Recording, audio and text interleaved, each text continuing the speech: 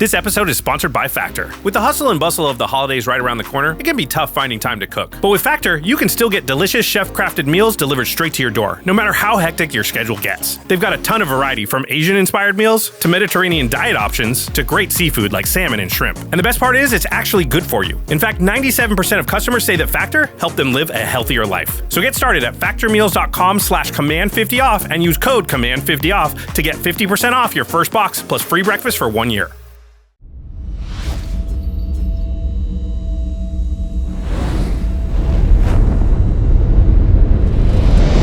Greetings, humans. You have entered the Command Zone, your destination for all aspects of Elder Dragon Highlander. Enjoy your stay. Hello, everybody, and welcome back to another episode of the Command Zone podcast. I'm your host, Rachel Weeks. I'm Yumi Wong. How's it? It's Josh Lee Kwai. That's right. There's all three of us because it's a big episode. This is the episode of the year. End of 2025. The biggest episode of the year. Yeah, probably the longest, too. Yeah, so this one we're going to go through all of the highs, all of the lows, everything that happened in 2025, what we think about the sets, the controversies, the hottest button issues of the year that we just got through. And there are going to be a few that you forgot about. Yeah, every time we do this, I'm like, oh yeah, that happened this year. It's been a long year. I will say, like, before we get started, this was a year of very high highs, maybe the highest highs we've ever had, and very low lows, maybe the lowest lows we've ever had. So the gap between the tops and bottoms is pretty big. Yeah, I agree. I'm excited to get into it and talk about all this stuff. Yeah, not everything went great, but a lot of stuff did go really well. I guess we should just kick it off with the thing that I forgot happened. Yeah, we're going to start with the big one. Well, it was the first thing of the year, so it's the longest away from right now that we can Yeah. Innistrad Remastered released on January 24th. It was a reprint set. It had the really cool old movie poster frames. Most importantly, everyone will remember Edgar Markov finally got reprinted. Yeah, that was the big one. There were some good reprints. This one had Snapcaster, it had Avacyn, Meathook Massacre got its first reprint. So it had some big reprints for sure. But I think overall, the set just kind of fell a little bit flatter than Dominaria Remastered. Yeah. Yeah, I mean, these remastered sets we've seen over the last few years, it was like Time Spiral, Double Feature, Dominaria Remastered. These have been kind of like meh-ish. Yeah. They feel like filler. These are definitely packs I like opening, but they don't feel like full sets. I wanted the draft environment for Innistrad Remastered to be awesome because I think that's what people think about when they think of Innistrad. Yeah. But really, when you combine all of the different Innistrads into one set, I think it was a little bit muddled, didn't quite hit the mark. It was fine. It wasn't like horrible. It definitely wasn't like Double Feature. Yeah. But we all forgot about it, which I think kind of is emblematic of like how I feel about this set, which is like, oh yeah, it happened. Meh. Yeah, it was all right. We opened a collector booster box and it was really fun. We got some really cool cards out of it. Got a super fancy Grizzlebrand. Oh. Can't use it in Commander, but it's you very can, cool. as like a coaster. As a token. As a token. This is my Gristle token.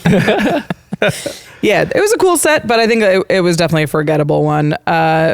Speaking of forgettable, let's move on to the first standard set of the year. I don't think this one's forgettable, though. This one's memorable, but it's memorable for sort of negative reasons. Yeah, so this was Aetherdrift was the first standard set of the year. It came out February 14th, so 3 weeks after Innistrad Remastered, hot on its heels.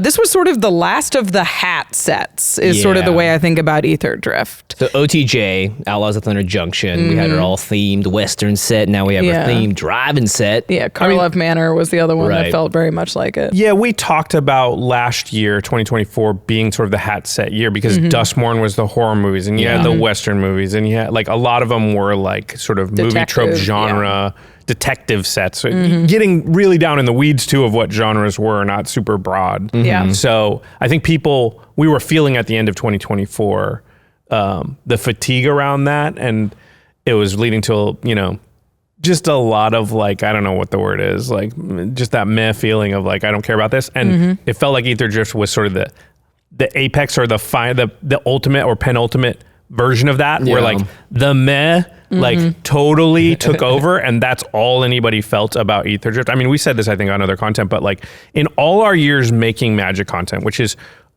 what, 12 years almost now, I can easily say that Aetherdrift was the set that I felt the most sort of nobody cared about.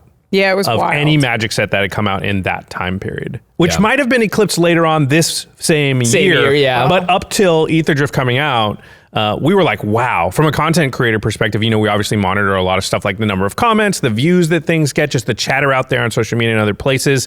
And it really felt like Aetherdrift was just an all-time low for kind of all of that stuff. Yeah, a big thing that I struggled with Aetherdrift was honestly something that I've never really had a problem with on any other set was just the art direction was a mess. You didn't know where you were. You didn't know who this guy was. There were a bunch of factions, and I don't know any of the factions. Like, they weren't there was like pirates, and there was like goblins, and that's sort of all I remember. It happened across 3 planes. It was in Muruganda. It was in the newly named Avishkar and in Amonkhet. Sure. And like the only way you knew it was in Amonkhet was there was like a pyramid in the background. There was no reason. There was no like mechanical identity to Amonkhet. So it had this weird thing where it was supposed to be this big return to Amonkhet, this big return to Avishkar, and it just wasn't a good set for either of those planes. Yeah, it wasn't exciting. As someone that loves drift car racing and it's like a part of my identity, I thought the set that we built for it was super cool. Mm-hmm. The game nights, I think, was one of our best looking of the year. It was cool, but it's a bummer that I think because we're going to talk a lot about Universes Beyond in this episode, but Magic players want standard sets to be special, and coming off of the hat year into this year and then having Aetherdrift kind of cross the finish line in such a dismal way, I think is why we're setting ourselves up for the kind of reaction that we've seen from the audience this year.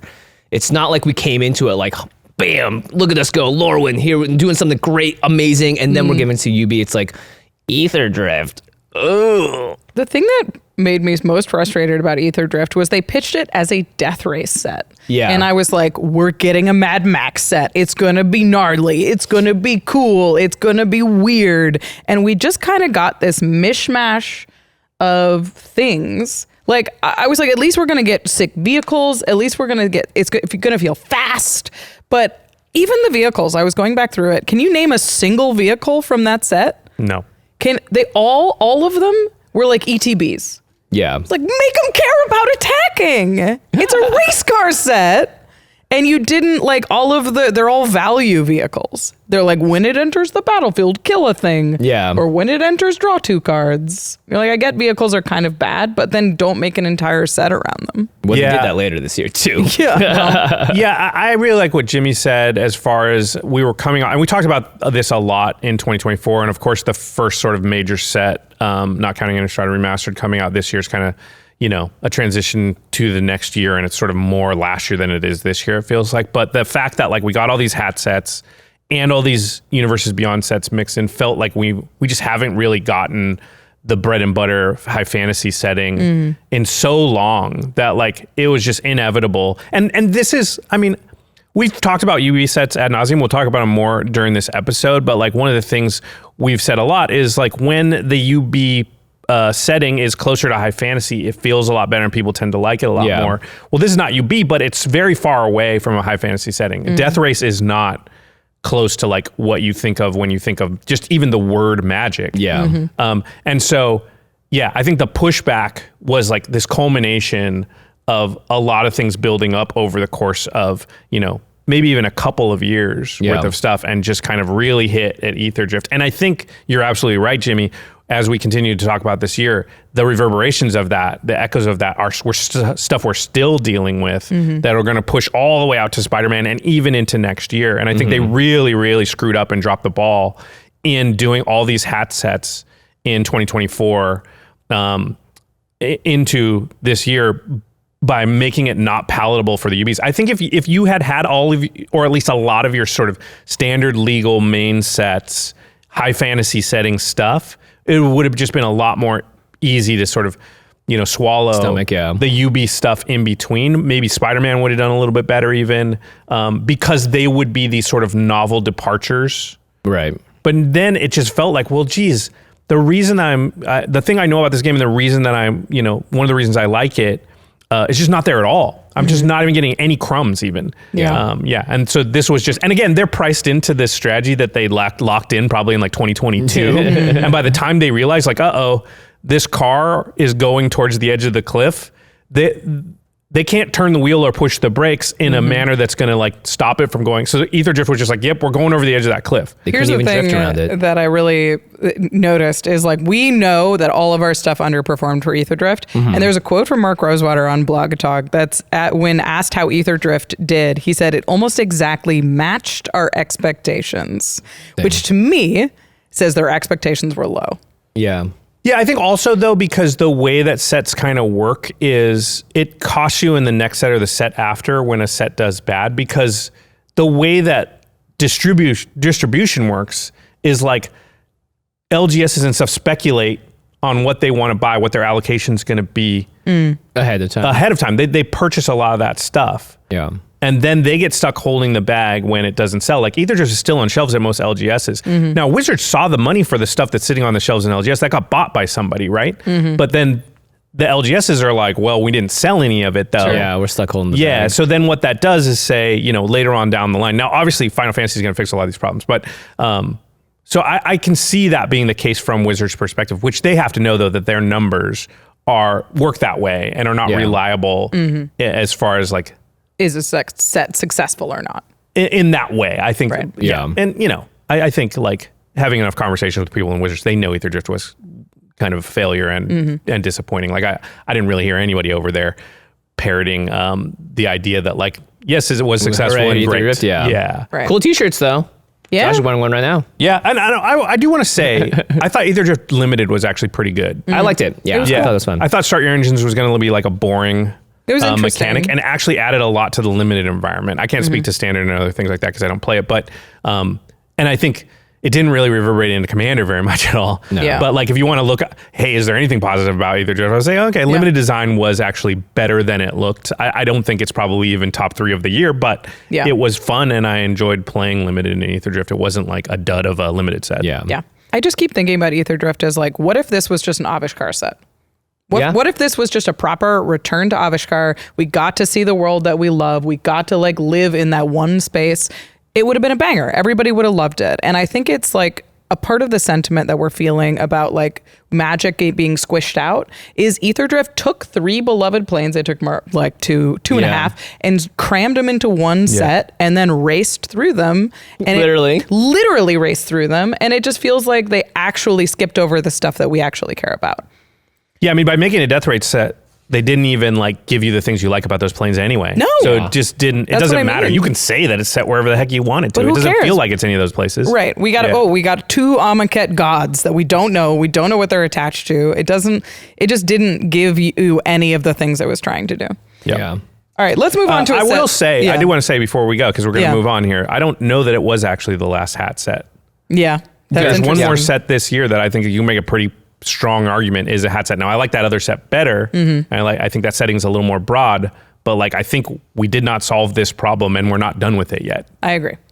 It wasn't this one. This next one. No, it's not this next goodness. one. We did get one proper Magic set this year. It's Tarkir Dragonstorm, which came out in April. Yay. Tarkir felt like Tarkir. Yeah, a lot of hype going into It was just this. a Magic set. Yeah, dragons. Who would have thunk it? We went from cars to dragons, and all of a sudden things felt really nice for a hot second. Oh, yeah. People were excited about it. I was excited. I mean, just the set that Josh and I fell in love with when we first started playing, again, in Limited. Yeah, Cons was like the main set when we first started the Command Zone, basically. It was like on the horizon. I think one of our very early episodes was like with Gavin interviewing Gavin about Cons, which was about to come out. Yeah. Yeah, I mean, this pre-release was sold out everywhere. This was like when nobody went to Aetherdrift, but Tarkir was slammed. Every LGS I went to was like, no, we're out. We've got nothing. So there was just this huge amount of like, oh, thank God. It's a Magic set we recognize. It's a plane we recognize. It's something that like we're just getting the Magic and warriors and dragons and stuff that we all Feels signed like in classic for. Magic, right? Three colors, it's I had a lot to fall in love with. Limited was okay, to be honest. It's just really hard to design, I think, 3-color sets. But this was the only set this year where I was like, that's Magic, baby. Yeah, for me, this was the weakest limited set of the year. Yeah. Not counting Spider-Man. Not counting Spider-Man. That's true. Spider-Man. It's really hard to measure any of the other limited sets. set. I don't think. No, it barely wasn't. counts. It barely counts. Because I'm with you if we just If we exclude get rid Spider-Man. of this one, Tarkir, I drafted a couple of times. It was fine, and then I sort of moved on. It was frustrating. There were some cool mechanics in this one. I thought most of them were sort of twists on an old classic. We had Harmonize, which was fancy flashback, and we had Renew, which is sort of fancy scavenge. Yeah. Yeah. Is like sort of the best way to think Fancy about scavenge, it. Fancy scavenge. That's called shopping.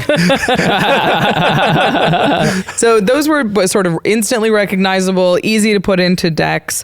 Mobilize was new and cool, and honestly translated to Commander a lot better than I thought it would. Yeah.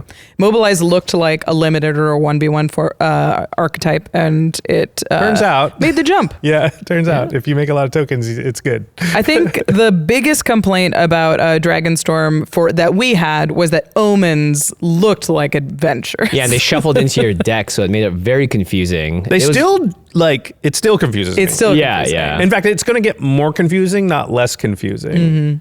Unless they do omens a lot more than adventures. Yeah. You have to be like, wait, oh no, this is one of those ones. Right. It also makes them a lot less playable because they're not 2 cards in one. They're 1 card or another. They're modal spells. Yeah, it's okay if they make a new mechanic that's worse than a similar old mechanic. Just don't make it look like the old mechanic because then people get confused as to how it works. And don't make me shuffle my deck more, please. That's true. There was a fair amount of shuffling in this one. I thought it was neat and limited. You could like loop omen spells, but I think Tarkir was kind of just like, yeah, this is all we want. Yeah, I didn't even care so much if the limited environment was bad. I was just happy to have a set that I could look at, I knew characters from, I felt familiar with. I was happy to open it. I was happy to buy packs of it. Like, I didn't really buy anything this year outside of Final Fantasy and Tarkir Dragonstorm. Sure. That was really it. So I think like just that small, it's not like they're really throwing me a huge chunk of meat here. Just a little bit, and I'm good. This feels like Foundations to me. Yeah. You know what I mean? Last year we were like, it's an A. It's incredible. Yeah. Like, and Tarkir's like, yeah, it was just hit the bar. Yeah, it doesn't feel that hard. Just have some high fantasy, Magic IP sets mixed in there. Like, Yeah. mostly do that, and your UBs can be the other thing. Yeah. And then it's a breath of fresh air. Yeah. It's a sigh of relief or a sigh of satisfaction, maybe. Like, that's what I felt when I sort of saw it, and when we were in the midst of it. It was just like, this feels nice. Yeah. Otherwise, you're kind of getting just in a hot bath, Yeah. Okay. Here we are. I don't want to be running on low all year, Yeah. Like my gas tank needs to get filled up at some point, and Tarkir Dragonstorm did that. Yeah. Eterdrift We're going to get to the rest of the year. We've got more sets to talk about. More controversies. The highest high. Oh yeah. The lowest low of the sets and all of the just wild maybe stuff all time that happened lows. this year. But if you're enjoying this episode and you want to support us, you can use our affiliate link by going to cardkingdom.com/command. It's a great way to get a ton of cards all in one place. I like shopping at Card Kingdom because when I buy a huge mess of cards, I can just paste in the deck list to their advanced like deck builder, and you can pick all of the versions all on the same page. You hit buy and you're out of there. It's simple, it's clean, you can get a ton of cards in one spot. I'm only paying shipping once. Yep. There's so many great parts of shopping at Card Kingdom, and you can do it and support the show if you use our affiliate link at cardkingdom.com/command. And ultrapro.com/command has all of the game accessory needs for your Magic collection. They also have great deals going on all the time. There's probably some holiday stuff happening right now. Just like Rachel said with Card Kingdom, it's nice to get everything in one convenient package. So when I'm getting new binders or new sleeves or new playmats, whatever it is, it all arrives in one place, and then I can set up a game night really easily. I've been using Ultra Pro for many, many years. I always mention this, but I have top loaders from when I was like 5 years old, pretty much, still in my house that I still use. So quality of product is obviously there. Ultra Pro has great deals all the time. They have a great newsletter, and they're always coming out with brand new stuff. So yeah, check all that stuff out at ultrapro.com/command. Support the show.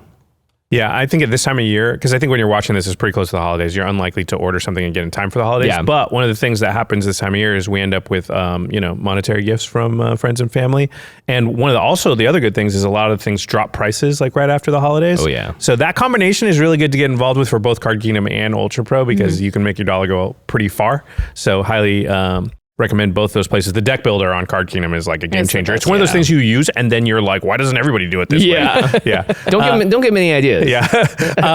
And of course, the final way to support all of our content is by directly going to patreon.com/command zone. You can join our community, interact with Rachel, Jimmy, myself, our entire staff. We're on Discord all the time. We do lots of polls, interactions on Patreon with our patrons to sort of help us with things like the award show that just came out, and also what decks we're going to play or what topics we're going to discuss. So if you want to, talk to us, help interact with the content even more, support the content that you enjoy, patreon.com/command zone. And of course, we shout out one lucky patron every single episode, and this episode is dedicated to Felipe Spinelli. Felipe, you rock. You definitely rock. That's a cool name. All right, let's move along. So Tarkir Dragonstorm was April 11th, and then in June 13th. One of the greatest sets of all time, I believe, was released. This was certainly the most anticipated set of the year. Surprisingly so, I'd say. Yeah. I agree. I think this one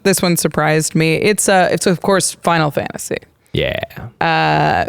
Final Fantasy started the year, I think, with a fair amount of UB optimism. It was one of those things where, like, Final Fantasy is such a big product. People were so excited about it, brought a lot of new players into the game, and it was a great set. Yeah. I think we started hearing rumblings. It might have been like March-ish, maybe February, because I think at Chicago, when was Chicago? I think it was February, at MagicCon Chicago, we started hearing these rumblings that, like, pre-order sales on Final Fantasy were, like, kind of insane. Crazy. Yeah. Bananas. Yeah. Like, 5-10 times expectations. We were sitting with Gavin as he got an email that was like, we have to restock again. Yeah. The Wizards people were like, just eyebrows raised, just like Final Fantasy. Yeah. It's, if all these numbers are right, it's a little crazy. Yeah. They're just like, and that really played out. And like I said, I think it was surprising. I think for most people, if you go back to when it was announced in 2024, it was like, yeah, it seems like this is a decent fit and we'll probably do well. But it wasn't, I don't think anybody that I heard was like, this is going to crush Lord of the Rings. Yeah.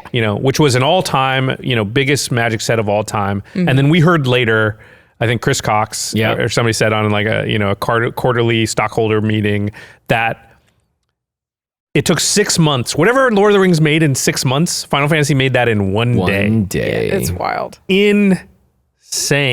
Yeah. Insane how well it did. And I think single-handedly, probably it's safe to say that more new Magic players started playing the game this year than any other year. Maybe any other like 2 or 3 years combined. Yeah, I think that's fair to say. Yeah, because I think also whispers I've heard are that like more people converted to players from Final Fantasy at a higher rate than any other UB set before. And I think that's because the strategy game, very close, high fantasy setting, swords and magic and stuff, it just lined up where like it did cause sort of more people to not just buy the product as a collector piece to put on your shelf because you like the property, but also to try out Magic for the first time, and converted a lot of people into players. So this was really an example of sort of UB at its best. Mm-hmm. Yeah.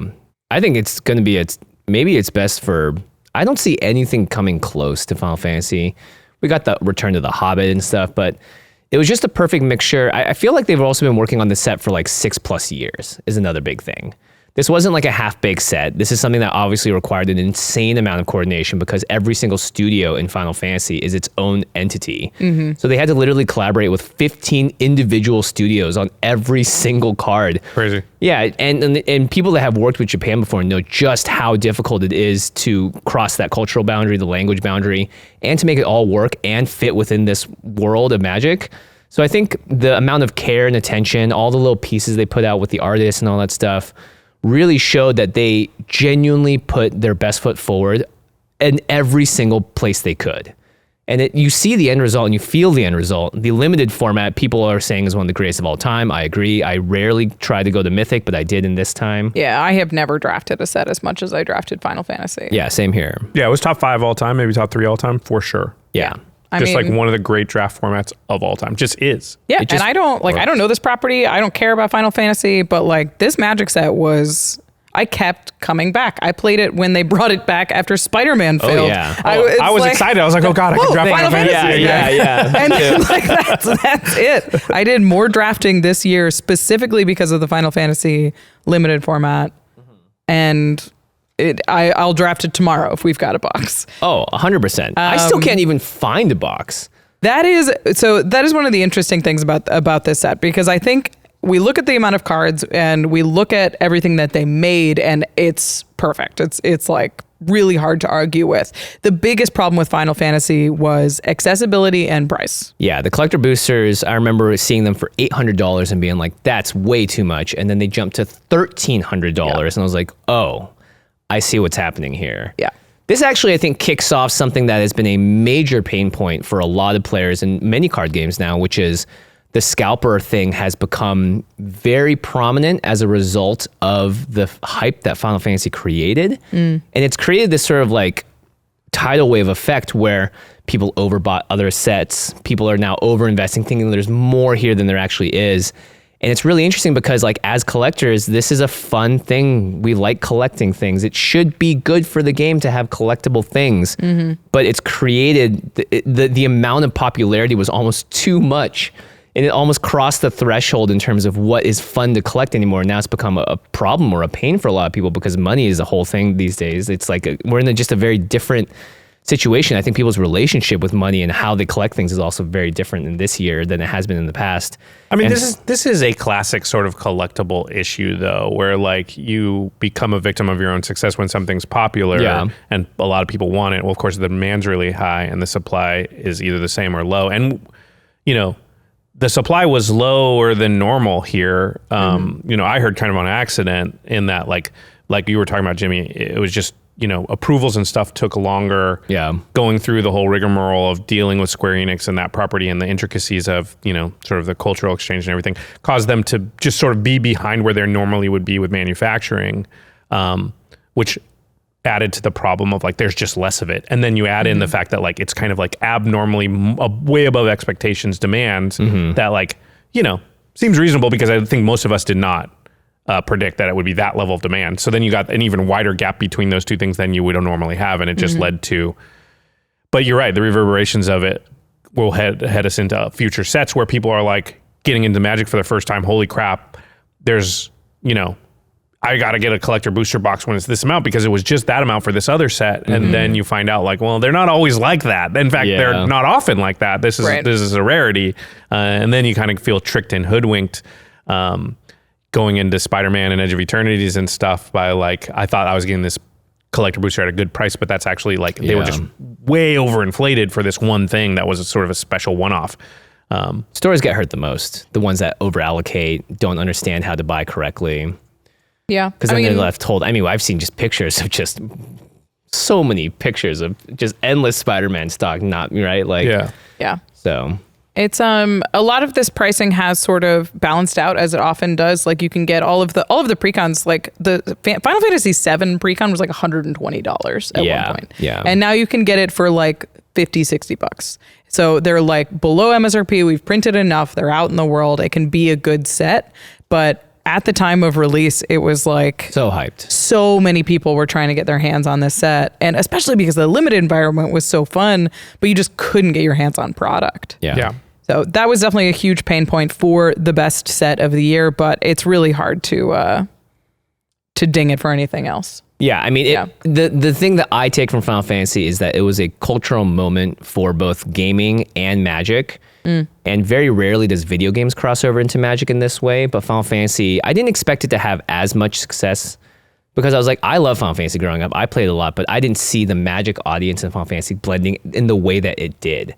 But there was just that certain mix of like, people love the characters, the collectability, the anime aspect of it. There's just a lot of things, the stories, and people have really deep connections to the game as well. It just all kind of culminated in a way that I saw communities that I've never interacted before coming together, being like, we love this, we want to do more of this. And so I think that's just a really interesting thing to think about and look about when you're, especially as we examine the other UB sets and how they aren't the same and how they share some similarities. All right, we've got a lot to talk about in this episode. It is going to be a long one. We're going to finish out the year in terms of sets, and we're going to talk about some of the biggest controversies, some of the biggest moments of 2025. A lot of controversies. Stick around. Hey, Josh. Hey, Grav.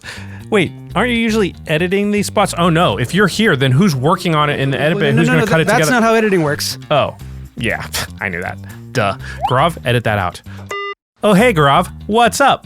Well, after seeing you and Jordan talk about Factor so much, I decided to sign up myself. Oh, nice. You're jumping on the Factor train. Yeah, well, eating healthy is a really big goal of mine in the new year, and so I decided Factor would be the way I do it. Meals are delivered straight to my door, and they're ready in about 2 minutes. Of course, the best part is they actually taste really good. My favorite so far is the jalapeno lime cheddar chicken, but I'm excited to try more. Yeah, with Factor, you know you're getting high-quality ingredients. Plus, they've got a huge variety to choose from each week, including calorie-smart options, GLP-1 support, and even the new Muscle Pro collection, which is named after yours truly, I assume.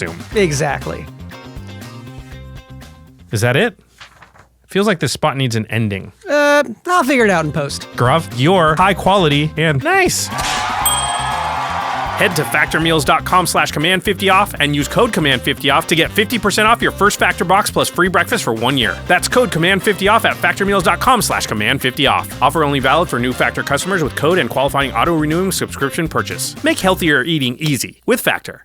Racers, start your business! Strap in, gearheads! It's me, Farfortune End Boss! When this year kicked off, I didn't just start my engines, I also started my engine parts and repair shop, thanks to a big nitro boost from Shopify!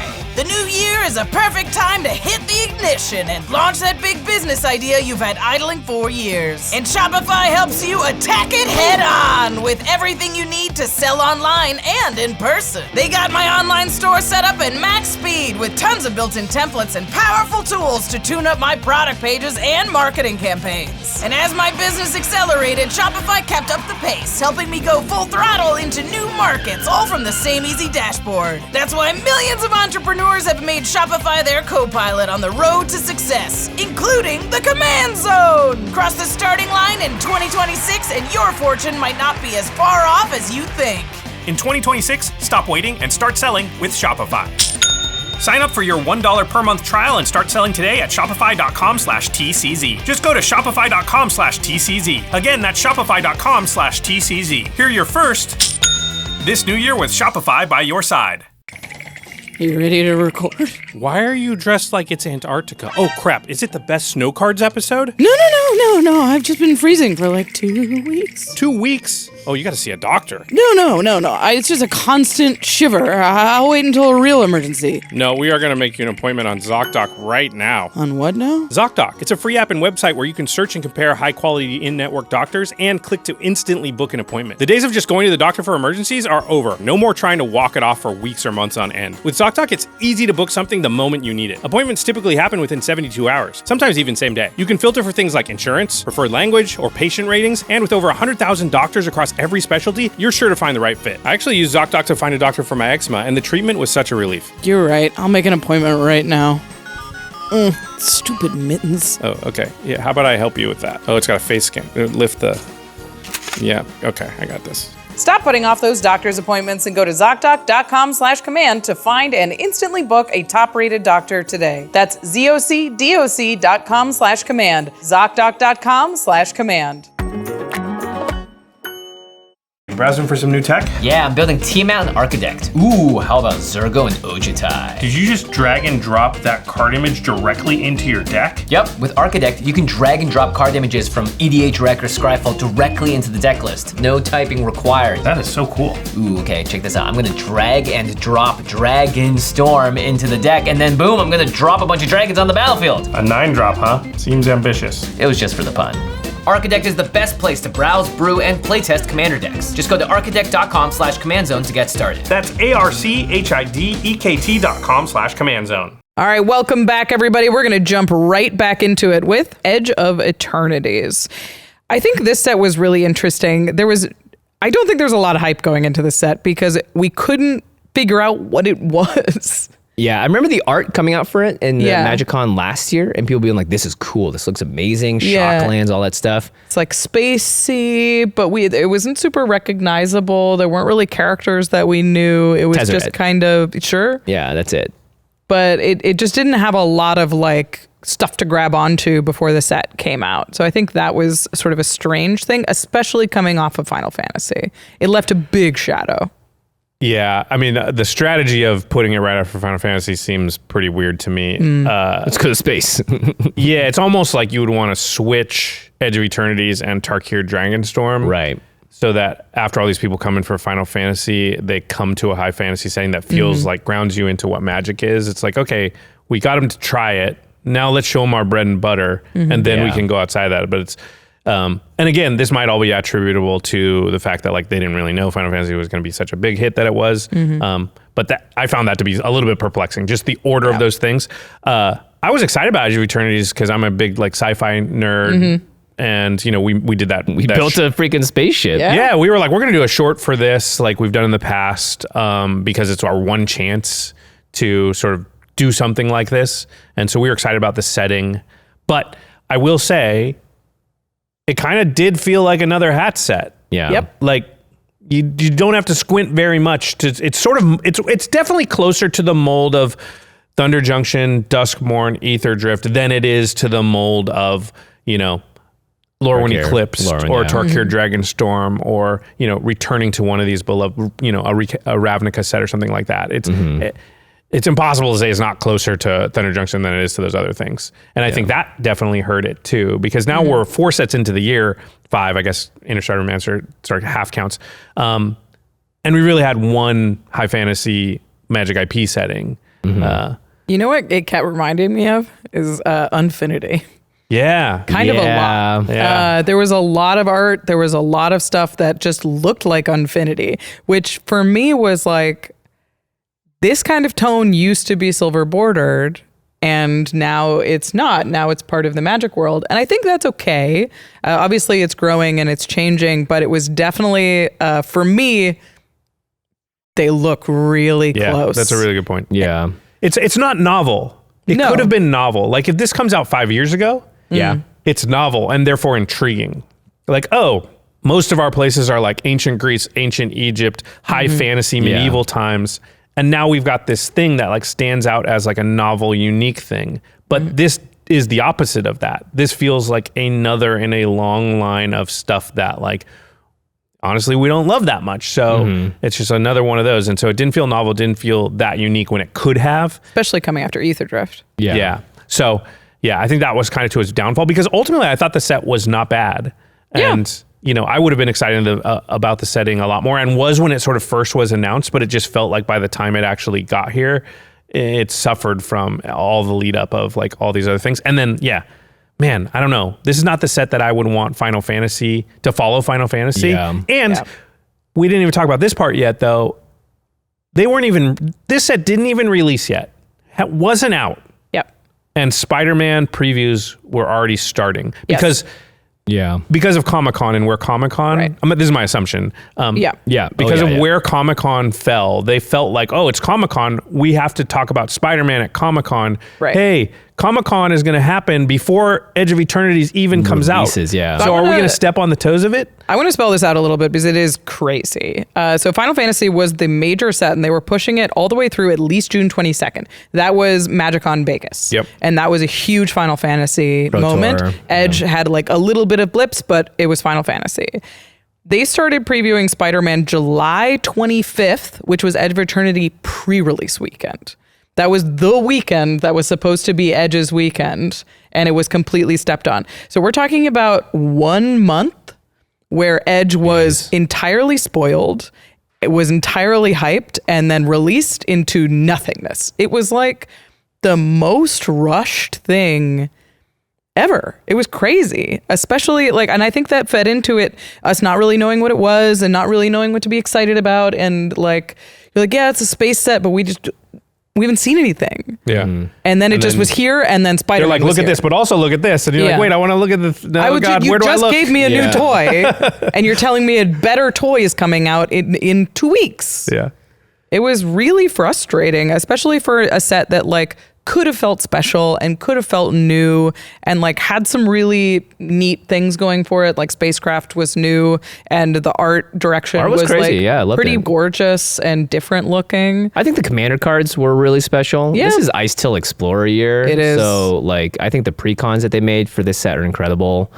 Our Game Nights episode was awesome as well. Like getting to see Kilo in action and like just like Cesaro and all that stuff. It was like a lot of fun to see the world for just a little sweet moment, and then thwip. sorry. I got some web in my eye. I don't know what's going on. Like, what's happening? Like, I couldn't really enjoy this set. I even remember the streamer event being really lackluster because people were still off this high of Final Fantasy, and then they're drafting this set, and it's like, oh, it's clunky. It doesn't feel as refined. It doesn't feel like it had the fantasy-ish setting into it. The art was all there, but it just didn't. It's like one of those things where it's like, I do feel bad for Wizards sometimes because they're trying to hit home runs every single set. Yeah. And boy, it's not going to be easy to do that. They're not Shohei, you know? They can't just sit up there and just crank out bangers after bangers, especially when they have to deal with like the Comic-Con schedule and all that stuff too. Because I mean, like, it's right. You have to talk about Spider-Man at Comic-Con. Yeah. That makes the most sense. You don't talk about Edge of Eternities at Comic-Con. Yeah, I think Edge was just sort of doomed by circumstance.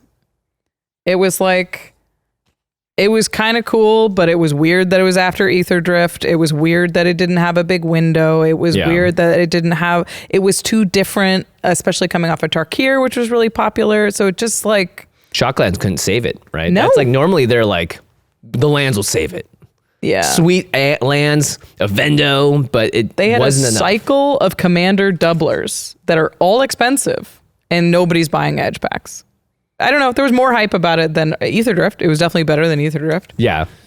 Yeah, I mean, I think the cycle that they're in where they're releasing sets like really close together, and this is going to get worse next year because so many sets are coming out. And, you know, I think a lot of us have for many years been saying, well, I wish fewer sets would come out, but that's not happening. That's more sets than ever next year. So next year's likely to be a lot more stepping on the toes of sets, one or two sets down the road. Yeah. Just a lot more cards coming at us at times when we don't get to like enjoy this meal before we're sort of already planning or talking about the next one or the one after the next one even. It's basically eternal preview season at this point. Yeah. There's always going to be something coming up.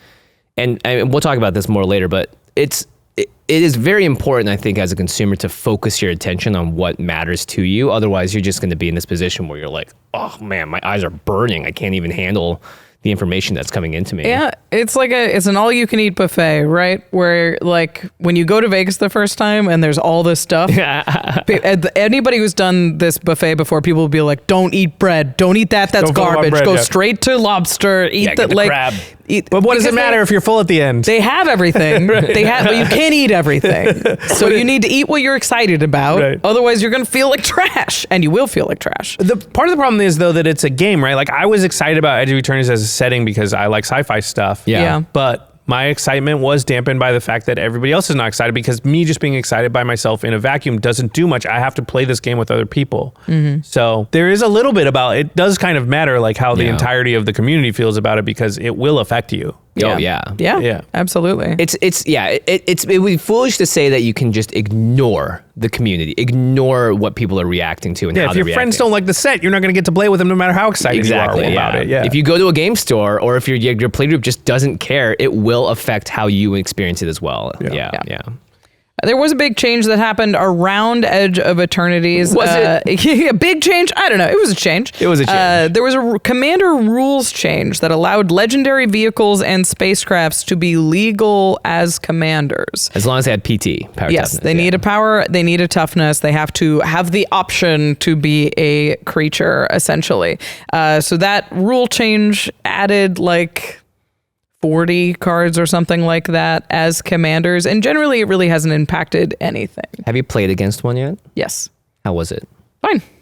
I have not played against one, nor do I plan on Kibler building has one. the regalia. I played against. Oh, okay. Okay, that's fine. I tried to build one against Infinite Guideline Station. That's right. That's true. That's right. That's true. Good I point. played World Shaper Precon with Hearthhole. Right, right. So I played against I guess a fair I did amount. play against one. I just didn't feel like I did. Yeah. Because it was a special card that, it's like one of those planeswalkers that say you can be commander on it, right? Yeah. They do sort of feel like creatures. It's sort of fine. I think the biggest problem that people had with this change is that it sets a precedent that this change is open. It's like, are we looking at planeswalkers as commanders? Are we looking at transforming equipment as commanders? Are we looking at legendary enchantments and lands and other stuff? So it just sort of opens the door a little bit further, and that makes people a little uncomfortable. Well, yeah, I'm one of those people. I didn't love the changes because it didn't matter much. So It just, the commander is a broken mechanic. Yes. Like, and then the only one of the few things that kind of keeps it in check a little bit is its creatures, and those every color can destroy creatures. And then as soon as you make it non-creatures, not every color can deal with it. Yeah. And decks are just going to have to be built differently. And the wider array of stuff that you have to answer makes it harder for games to be interactive, just more non-games. So I didn't love that about it. This felt like an obvious, very obvious though, tee up for Star Trek now that we know about Star Trek, right? Like so that the Enterprise can be your commander. This felt like projecting downstream quite a ways, knowing that like, okay, we have some pretty prominent, things you could really count as characters that are coming down the line that will need to be spaceships. And it opens the door to vehicles, which I think matters a little bit less, but there might be some properties out there where that They didn't do matters. this because of Aetherdrift, that's for sure. Yeah. That was after Aetherdrift. Exactly. This is a setup and a tee up for, for the Enterprise or whatever to be your commander, which I think it's fine if you just put this can be your commander on the Enterprise. That would make sense to me. But yeah, I didn't love the change, but it is a change that hasn't mattered much. Yeah, I agree. I think like overall you look at it and you're like, sure, I guess. But I don't want it to set a precedent. I certainly don't want planeswalkers as commanders. I certainly don't want other permanents as commanders. It just gets a little like, and we have snuck that door open. We have backgrounds that can be in the command zone. We have like, they are sort of inching this door open toward more types of things that can be in the command zone. And you're right. The more we open it, the scarier it gets because the command zone is a very broken mechanic. But a great podcast. Hey, Great. Well done. It's all right. Gotta slide something in there for us, 12 years now. Well, speaking of great, why don't we move on to the next set of the year? Yeah. How about amazing, right? There are other words we could describe to this person. Oh my goodness. Spooter boy. Spooter boy. So September 26th. Yeah. A day to remember. It's so crazy. So they started spoiling Spider-Man stuff in July. Right. July 25th is what we said. And it came out Comic-Con. September 26th. Hey, they don't get to say when Comic-Con is. Yeah. Spider-Man was a terrible set on so many fronts.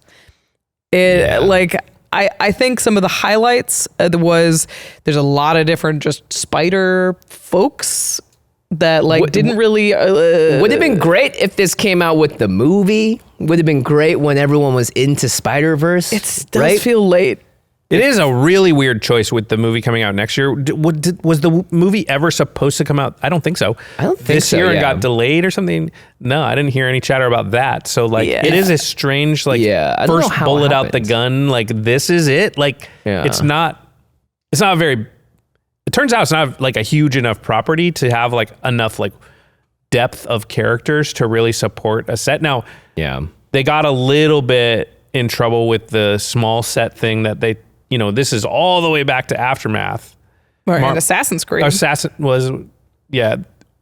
Creed the first one? I think it was no, Aftermath, right? but that was when they introduced the Beyond booster, which I imagine this was And the intended Aftermath to boosters be. were the small boosters It was too. the tester. And I think that, we're about 2 years out from that, and this is about the end of it. But they had been so sure that these small booster packs were going to be a hit that they had planned on it and had multiple points along the way and had to expand this set to be big enough so that it wasn't small booster packs. And then they also rolled out Pick 2 draft right about now, which I'm not really sure why you wanted that to come with this set. Yeah, because they needed it to smell like a set. But this limited environment was absolutely atrocious because it was not designed to be a limited environment.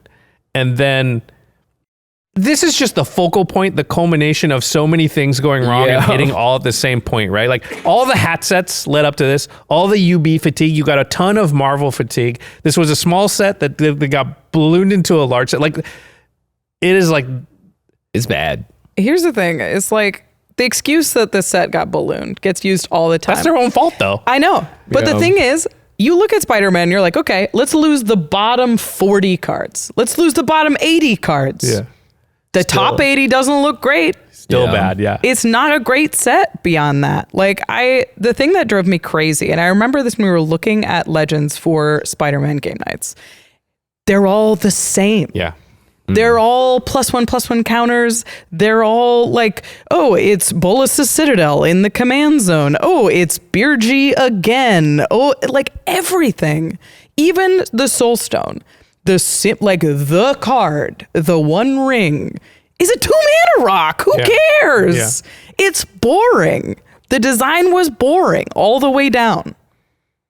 And we've seen it before, and then on top of it being boring and redundant, like just it had 40 of the same character. Yeah, that was crazy. I remember watching Spider-Verse and being like, this is fun, but I'm not in it because I want to see 50 different Spider-Men. No. I like it because of the animation quality and the story. And then Spider-Man comes out. I mean, we've had Spider-Man in our lives for how long now, everybody? I think it's my entire life. Our entire lives, we've had Spider-Man movies over and over again. You would think from just like a logical perspective, it's like popular IP, should do pretty well. People like Spider-Man, they're familiar with it. No one's going to be affronted by it. But this was just like Josh said, it's just like a weird mixture of all these things coming together to make absolutely nothing. The thing that got me so frustrated with it was for me, it just missed what makes Spider-Man Spider-Man. For me, Spider-Man is like, he's a kid who goes through this thing and it's traumatizing and he uses it to protect his neighborhood. It's about New York. It's about him being a child. It's about high school. It's about puberty. That's Spider-Man. And they were like, no, it's about the spider costume, I think it's mostly about the universe. 2099. Like, no, it's not. That's not what there was no card that was just Peter Parker. Right. There was no just like, here's a kid who's doing his best in high school. Even the Peter Parker front was like science Peter Parker. Like, just give us, like, if you're going to do Spider-Man, if you're going to do that, then know what Spider-Man's about. I mean, I agree with all that stuff. I don't know that it would have saved the set. I feel like it was sort of destined. It's doomed, yeah. Yeah. It wasn't great strategy to put it out as the first thing. I think it just doesn't have the depth. People are just not excited. There's so much Marvel fatigue. If you can walk into a video game store, a game store, a clothing brand, you're going to see Spider-Man stuff. So it's like, how does this Spider-Man thing... It's like Final Fantasy. If you're a Final Fantasy fan, there's not that much stuff coming out constantly for you. And so they were so excited that this is coming out as just a thing that like they can get into because they have a lot of surplus of their excitement about the game versus the supply of stuff from the game that is available to them. Now, a Spider-Man fan, I don't think has the same amount of surplus, right? Like if you like Spider-Man, you can find Spider-Man stuff all over the place. And so also Spider-Man fans are like 5-year-olds. Yeah, children. A lot of them, yeah. But even if you're an adult, like, this felt like empty calories, though, because it was like, not enough thought was put into it to really make it stand out among all the other. It was just like, this is low-hanging fruit. And the problem with that is, like, there's no depth to it, like you said, Rachel. And so it was just another cheap Fruit of the Loom Spider-Man t-shirt, that you can get at Target for $12. Sure. And it's like, are you rushing out to buy those? No, you're not. Like, if you're at Target and you see the shirt, maybe, and you need a shirt, you buy it. But it's not like a thing where you're like waiting in line and like excited about. And this felt like that. And so I think it was kind of doomed. And it's amazing to me that like with Aetherdrift coming out this year, Spider-Man was a lower low. Like I said in the 12 years or whatever we've been doing this, that Aetherdrift was the lowest interest we ever saw. It was the most apathy, the most amount of fatigue.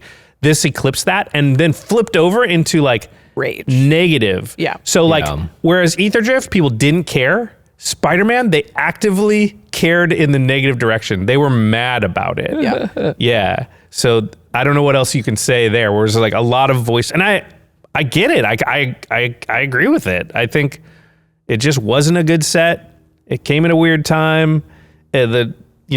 The hot dog cart didn't do it for you? It was just, and Props got that great tweet where he's like, we're returning to the plane of New York, with Ninja Turtles. And it's just like, that is part of that whole culmination of all these forces and trends that we've been following for a couple of years now. And they just landed smack dab on Spider-Man. And it's just like, man, we could have been able to see that coming. If this was a high fantasy Magic IP set or even a high fantasy UB set right here, it could have changed the tenor of the whole conversation. Yeah. Here's the thing, is that's not the only place that Spider-Man went wrong. Through the Omenpaths. Oh yeah! Oh my God! Through the Omenpaths. Quite possibly the greatest disaster of all time in Magic Arena. Is Spider-Man a disastrous set reskinned as spider people, like sort of like the Na'vi, but they ride spiders? They have to have the spider creature type. There's certain things they couldn't change. It is it's rough. Web sling, we can't end web. Web, yeah. It just shows exactly all the problems with UB. It's like it's hard to reprint. It doesn't make any sense if you reskin it. Yeah. You don't have full flexibility. It's a terrible draft set. Yeah. So like, the amount, like I've talked to a lot of limited creators in particular. They're like Jim Davis quit his run from bronze to mythic on Spider-Man. Because of the set, yeah. Like nobody's watching. Nobody cares. The set's terrible. I feel so bad. I mean, I think of all the people, those are the ones that I give my sympathy the most to, are the content creators that had to endure through the Omenpaths, that were like purely online creators. Limited Resources was like, okay, here's how to draft it, and we're never touching this set again. Yeah. Was like, those are the episodes they put out. I hope it's a good, Through the Omenpaths thing is nuts. Who knows how that happened? It feels like they decided, must have been late enough in the process, or didn't realize. Didn't sign some contract somewhere. Who knows? There's probably the theory that's the most credible to me, and I know nothing, so this is just pure speculation, is that they sort of wanted to switch it towards digital, and they made that decision and didn't realize that, and probably were like, okay, we'll play Marvel, whatever it costs. And then they go to Marvel and they probably didn't realize, like, there's probably an exclusivity clause for Marvel Snap, is my guess, of like digital card game. That's, the most credible speculation I've heard is something along those lines, which makes sense, right? Like they're like, Marvel's like, yeah, sorry, there's no price, right? Like we signed an exclusivity. That's the only digital card game that can have the rights to this. So like Spider-Man also has some weird ownership things around it too, right? Yeah, so there's maybe something going on there. God, I hope. But it's licensed enough by Marvel. It's licensed enough in other IPs that like those rights are generally available. People buy them. There's lots of games of Spider-Man in them. But it could be that like there was no price tag here that they can meet, and they were already just had made that decision and had made moves already, and then they were like, okay, crap, all right, I guess we just reskin the whole thing. Gosh, logging into Arena and having like the spider art come up was like, guys, go back to Final Fantasy, like stop. It really made Wizards feel like a indie, just like tiny company, because you were watching art that was not finished, that they had to pull from some old drawer somewhere that wasn't used for another set. Clearly, they just painted a web on this piece of art that didn't have a web before, just to make it work. And you could feel the pressure that was probably on a very small team to figure it all out in time and just release something that's not even good, but just workable. Yeah. And it was barely even that. I mean, I feel bad for the artists on this one, because like Jesper had a super awesome, like a Scion of the Ur Spider or whatever it's called, is like a sick piece of art that Jesper did, and he's not going to see it in paper, and it's going to be really difficult to sell. Like it's just like going to be a cheap payday for something that they put a lot of effort into. At least we got Fleam. Yeah. That was the hero of the set is Fleam, Fleam, but like even Fleam doesn't make this set watchable. No, of like course nobody's gonna be like, I want to watch your Fleam brawl video. No, it was like Fleam was a literal meme. Yeah, it rhymes. That was it. That's the best we got that through the Omenpaths was a meme. Yeah. It really makes me wonder why Spider-Man had to be digital. Like, why didn't, once they found that out, they go, okay. Yeah, we're just not going to put it on there. Avatar will be the start. Just don't make it standard legal. Yeah, that's what I mean. It's just don't. Nothing was really forcing him to do that other than some meeting probably got had somewhere where that was decided. Don't do that. Or it needs to cut into some How could there not be a profits? further conversation being like, hey, we can't. Yeah. We're going to have to do all these things. It's going to look stupid. What's the big deal? What's the big deal if Avatar is just the first one of these? Yeah. But we're gonna save ourselves the embarrassment would have been huge, right? Yeah, exactly. And then the conversation's even more negative than it was before. It's like, how much can you pile on to one set? Well, you can pile more on. They, because of Spider-Man's literal rage response, Wizards put out a survey that You couldn't even answer this survey for some people. It kicked you out of the survey if you didn't like it. This survey was disastrous on a lot of fronts, but the one that really kicked up a response was the question, to what degree did negative influencer commentary impact your perceptions of Magic the Gathering Marvel Spider-Man before the set released? And the scale was from like, it affected it a lot negatively to it affected it a lot positively. And then as you go throughout the survey at the end, they were like, hey, what influencers How about we to? start a little witch hunt Can up in you this name survey? some names? Can you please tattle on the content my creators gosh. that brainwashed you into thinking that Spider-Man was a bad set? Because it couldn't possibly be that Spider-Man was just a bad set. It had to be that the content creator cabal collaborated and conspired. That's a lot of C's. Yeah. To force you to think that the sky is blue. To be fair, those were some very fun shadowy meetings we had. Yeah. Oh, yeah. so shadowy. We got to wear our hoods. Yeah. Turn off all the lights, light some candles.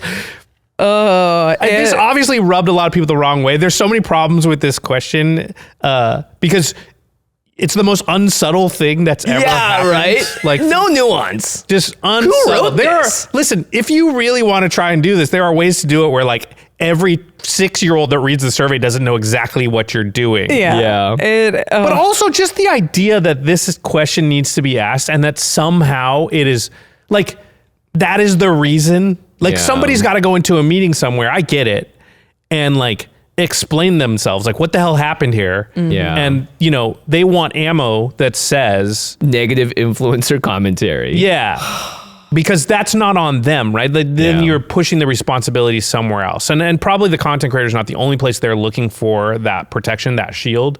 But this one was just so obvious. Yeah, and that's the one that immediately obviously gets brought to the surface on social media. And so that's what we're all focusing on. But yeah, like Josh said, there's probably other places they're trying to shift the burden to. The blame, yeah. But boy, this just stinks of corpo in 1,000 different ways. And it got so loud that Blake Rasmussen had to respond. They have to say something. And Blake said, in short, it's not a good question, but in no way are the results of this particular question going to be used as a lever to attack creators or change our creator strategy. Surveys are taken holistically and your voices are heard loud and clear. That is sort of the highlight of a long thread that Blake released. Yeah, it's really weird because they do surveys after a lot of sets. I filled out many Yeah. surveys because they just come across, you know, all kinds of social medias and through your email, through Arena and stuff all the time. And, you know, I like to fill them out because, well, for one, I'm interested in what questions they're asking, but also I'd like to influence the proceedings with my opinion when I can.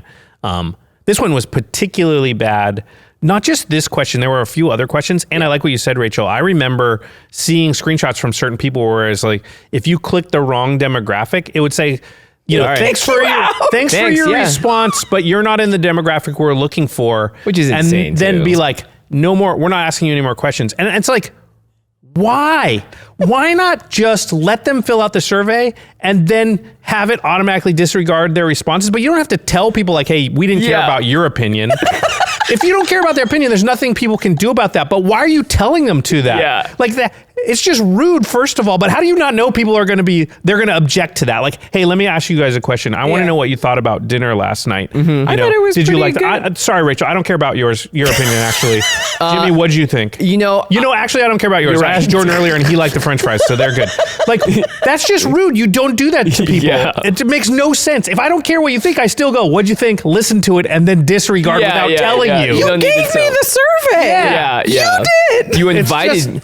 Yeah, you're taking people's time out to even take the survey, It's and then just it's just a slap in the crazy. face. Yeah. It honestly feels like a quality control issue. It feels like it was slapped together. It feels like nobody thought about it, and then they released it. And Just like Spider-Man. Oh, God. It's just a disaster. You know what Spider-Man should have been? This is a great example, I think, where less could have been way more. Imagine if it was just a special thing that happened at Comic-Con. You could only get the cards there. It was very limited, very special, very small, like a cool collectible thing, and that's it. What if it was That's it. Assassin's Creed? What if they just released it as it was? Would it be better?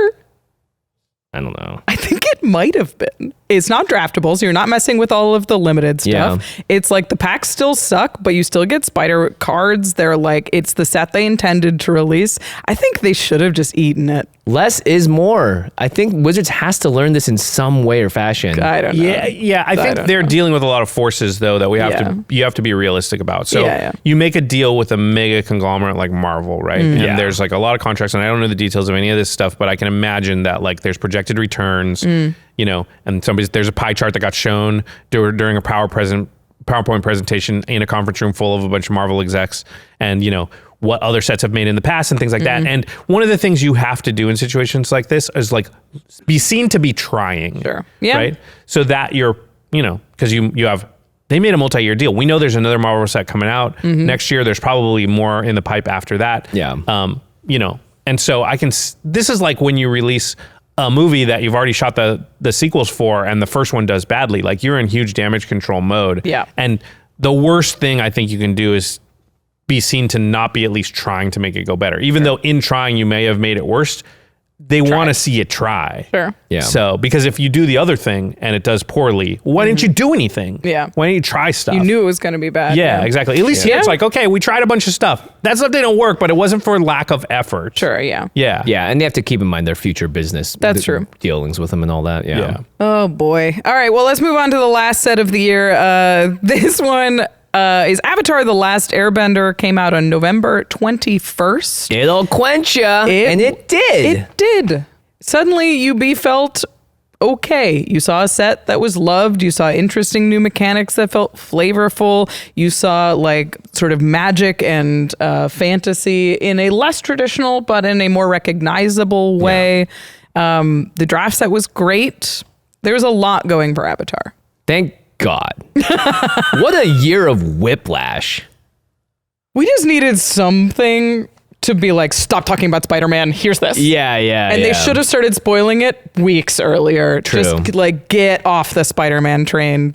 But again, you've got your I corporate know. masters of what's I Marvel know, to think about that. I but- understand why they didn't. Ugh. Yeah, this felt like such a better fit. Yes. It felt, earthbending, waterbending. They have the elements like right in there. We started there. with all of those things in Magic, like earth Yeah. elementals and air elementals and stuff like that. So Yep. it just felt like it Yeah. did belong. It felt like I'm not a big Avatar like fan. I'm not super familiar with the series. I mean, I live in the world, so I know a little about it, but like I haven't sat down and watched the full series or anything like that. But I felt like this feels right. This feels good. This feels more like Lord of the Rings. Yes. Yeah. Where the fit feels kind of natural. And I like the set a lot. Me I think too. it's a very good set. I think the thing that I liked about it the most was the bending mechanics. I think they spent a lot of time on it, and that is clear. They do feel very flavorful. I think firebending is great and feels novel. I think earthbending is great and feels novel. It's a little too powerful, but it's interesting. Airbending feels perfect for what airbending does in the show. I think waterbending is probably the weakest, but is ultimately okay. What I don't like about waterbending is they burned the term waterbending on Convoke plus Improvise, which feels like a very natural magic mechanic that could be evergreen. Maybe it will be. And that sort of... Hey, we have NWeb. NWeb. That's true. We And can waterbending. We can always in-water them. It's in wet. In wet. As an additional cost to cast this spell in wet 3. 6. Oh boy. Solved. Hire us. We fixed it. New survey. Oh no, I need that. Should it be in wet? In wet. That's great. Oh God. Avatar is done by a South Korean studio, but it has a lot of the similar DNA of what Final Fantasy works with, which is just like fan-loved IP.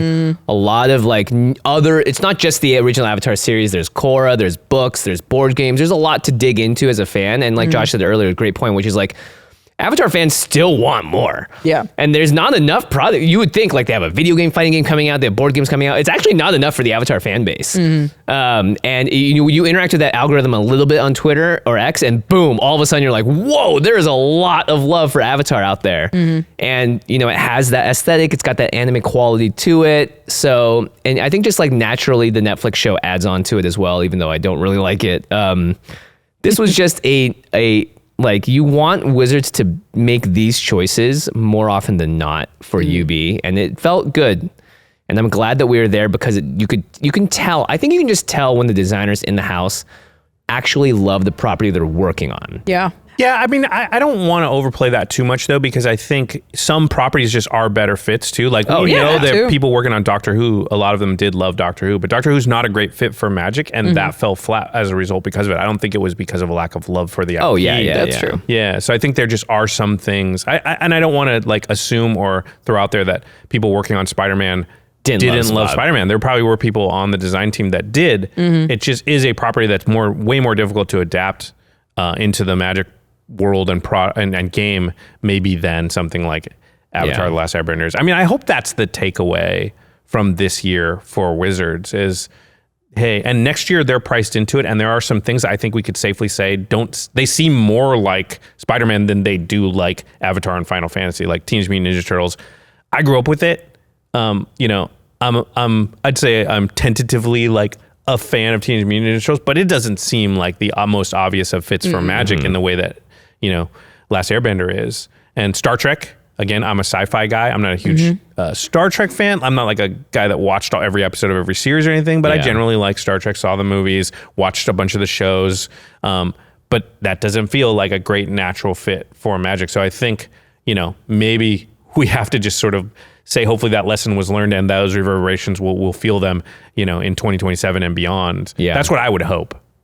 I want to highlight one more thing that I think, because we focus a lot on the fantasy elements of it and the Magic elements of it, but I think a big difference between Avatar and Final Fantasy and Spider-Man is how big the world is. Yeah. Spider-Man's a small world. It's intentionally like 3 characters. There's like, he fights sort of the same 4 or 5 villains. Yeah. It's very similar to Teenage Mutant Ninja Turtles in that way. And when you find them trying to expand this sort of small, childlike world, these are children's TV shows that we're trying to blow up into 260 references or whatever. Can they do it? It gets stretched and it feels thin. But when you're dealing with Final Fantasy that's got 16 games of rich lore and characters, and Lord of the Rings that is like one of the most dense lore-based IPs, those feel much more natural. And I'm curious about something like Star Trek in particular, because Star Trek is a big place. It's a big world. Yeah. So maybe even More though Warhammer like than it is Spider-Man. even though the flavor isn't particularly accurate, maybe it just feels big and considered enough to feel right. Yeah. Yeah, that makes sense to me. And I think like, not to harp on Spider-Man, but we're doing it and we're going That's to, the because year. that is the Okay, year. you gotta. If you think about just a Klingon soldier as that can be a card, but like a police officer doesn't feel like it is. But that's what Spider-Man's kind of got. Yeah. To play within that same space, right? Like what are you going to do? Like, They made construction worker guy. That's like a card. Yeah. But that's like, but those are things we see in real life, so they don't feel cool when you've got a card. But if I play like Klingon Warrior, It's cool. that's their common, Yeah. I get it. thing. That kind of works. It's not that different than like Goblin, whatever. But playing construction worker or like, Bagel. subway rider, Guy in chair. those don't. Those are just things I see in my everyday life, and I don't play a card game so that I can, summon the construction worker. Yeah. Right. Yeah. It almost feels like a parody. Yeah. When you speak of it that way. So when you start thinking of it that way, like the amount of characters they have to play with is actually really small, because the ones that fill out their sort of minor roles can all be filled out in the Avatar world and in the Final Fantasy world, and maybe even in the Star Trek world. And but you can't never so feel much. it's stretched thin. Yeah, Is the but other Teenage thing, Mutant Ninja Turtles is going to have that same problem, right? I Like a agree. construction worker and stuff like that. I so agree. yeah. There was one thing about Avatar I wanted to highlight that didn't land well, and I still don't love, is the source material bonus sheet. Yeah. So these were the full art screenshot cards they released. From like a standard def.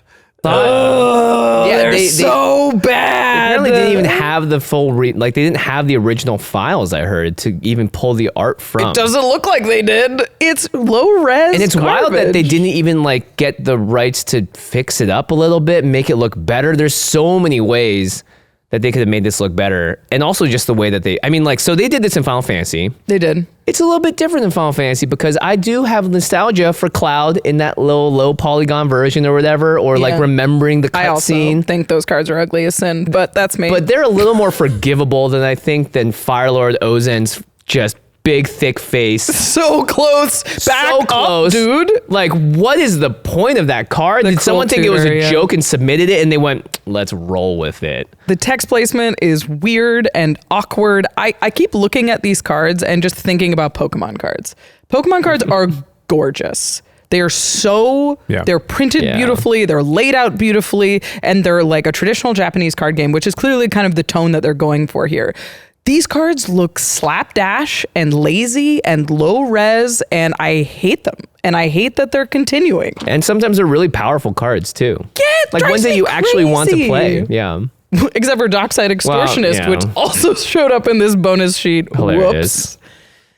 Well, we know that this is not going to stop because Marvel Superheroes is going to have treatments like this as well. They look better in Marvel. At least they do look better in Marvel. Art. Yeah. And again, I think it's closer to your sort of nostalgia for the Final Fantasy thing, where you don't necessarily have nostalgia for the old tube TV version of like what Avatar looked like or whatever. Yeah, the banyan tree was one that I was just like, what is going on? This looks bad. The stroke around the text is like really ugly. It's such an ugly placement of the text is always weird. Like, there's so every much time dead I'm like, space why is too? it the mustache on the one? Why? Move it down. Why is it there? Back him up. Like, anything. Give me 20 minutes with all of their assets and I'll make the card look so much better. Yeah, it still might not look good, but it'll look 200% better than it currently does. Right. Yeah. And honestly, like, I'd say all of our Avatar videos, some percent of the comments, maybe like 5%, are just complaining about those treatments, about how bad they look. Yeah. The They screen just grabs. look so People bad. couldn't find enough places to talk about them, basically. And those are supposed to be the special treatments, the ones people get and are like, whoa, this looks sweet. Instead, it's just Ozen. I bought an like- Avatar collector booster for $50, and I opened it, and it's one of the ugliest. You're just like, I don't want this card. I don't want it. It looks bad. It looks bad, and they're supposed to be collectibles, and that made me mad. Do you think that's a symptom of like just a lot of stuff coming out and just not enough time to scrutinize? Because Magic used to be, you know, I think maybe it's, I feel like they used to be better about this kind of stuff in there. Of course, we had like invocations and stuff, which I kind of like, but were way outside the norm of what cards look like. My guess with these is it is a symptom of using source material from an outside IP has limited things you can do with it. Yeah, you're not allowed to do that. You can't modify it. You can't really like expand one to make it look more normal. So what they did was just make a template and type in the stuff, and where it hits, it hits. You can still place the text, and you can still like the stroke on the text is horrible. It's That's clear still a though that little they line have around. some rule that says the text has to start here. I don't know what it is. You can't see what You probably systematize it because you don't have enough like individual people that you can say like you have the power to say like this can look like this. It has to go through this whole process. So you're probably right. It's just like it's templated. It The text has always- to do this, yeah. But We want that to make says- sure that when you look at 20 of the cards that they all start at the same place and not at different places depending on the art, That's right? It's just like one of ridiculous. those sorts of things. It's like, Yeah. But the cards aren't all next to each other. Yeah. They're one at a time. I do not like the treatment, and I wish they would improve it, and it's driving me crazy. I don't think they Signed will. a graphic designer. Sorry, Rachel. Dear but you're Lord. you might have to let go of this one because I don't see it I changing. will tweet about it until it changes. Yeah, that is actually a valid strategy. Okay. So those are the sets that came out this year. Oh my God. We didn't talk a lot about the Precons that came out in 2025. We did a whole episode on that where we went through them in detail and we ranked them. It's awesome. You should check out that episode. There was something that we didn't spend a ton of time on in that episode that I do want to highlight here because it is more significant than I thought. This is the average Precon reprint value of the last couple of years has been increasing fairly steadily. In 2023, it was $123.75.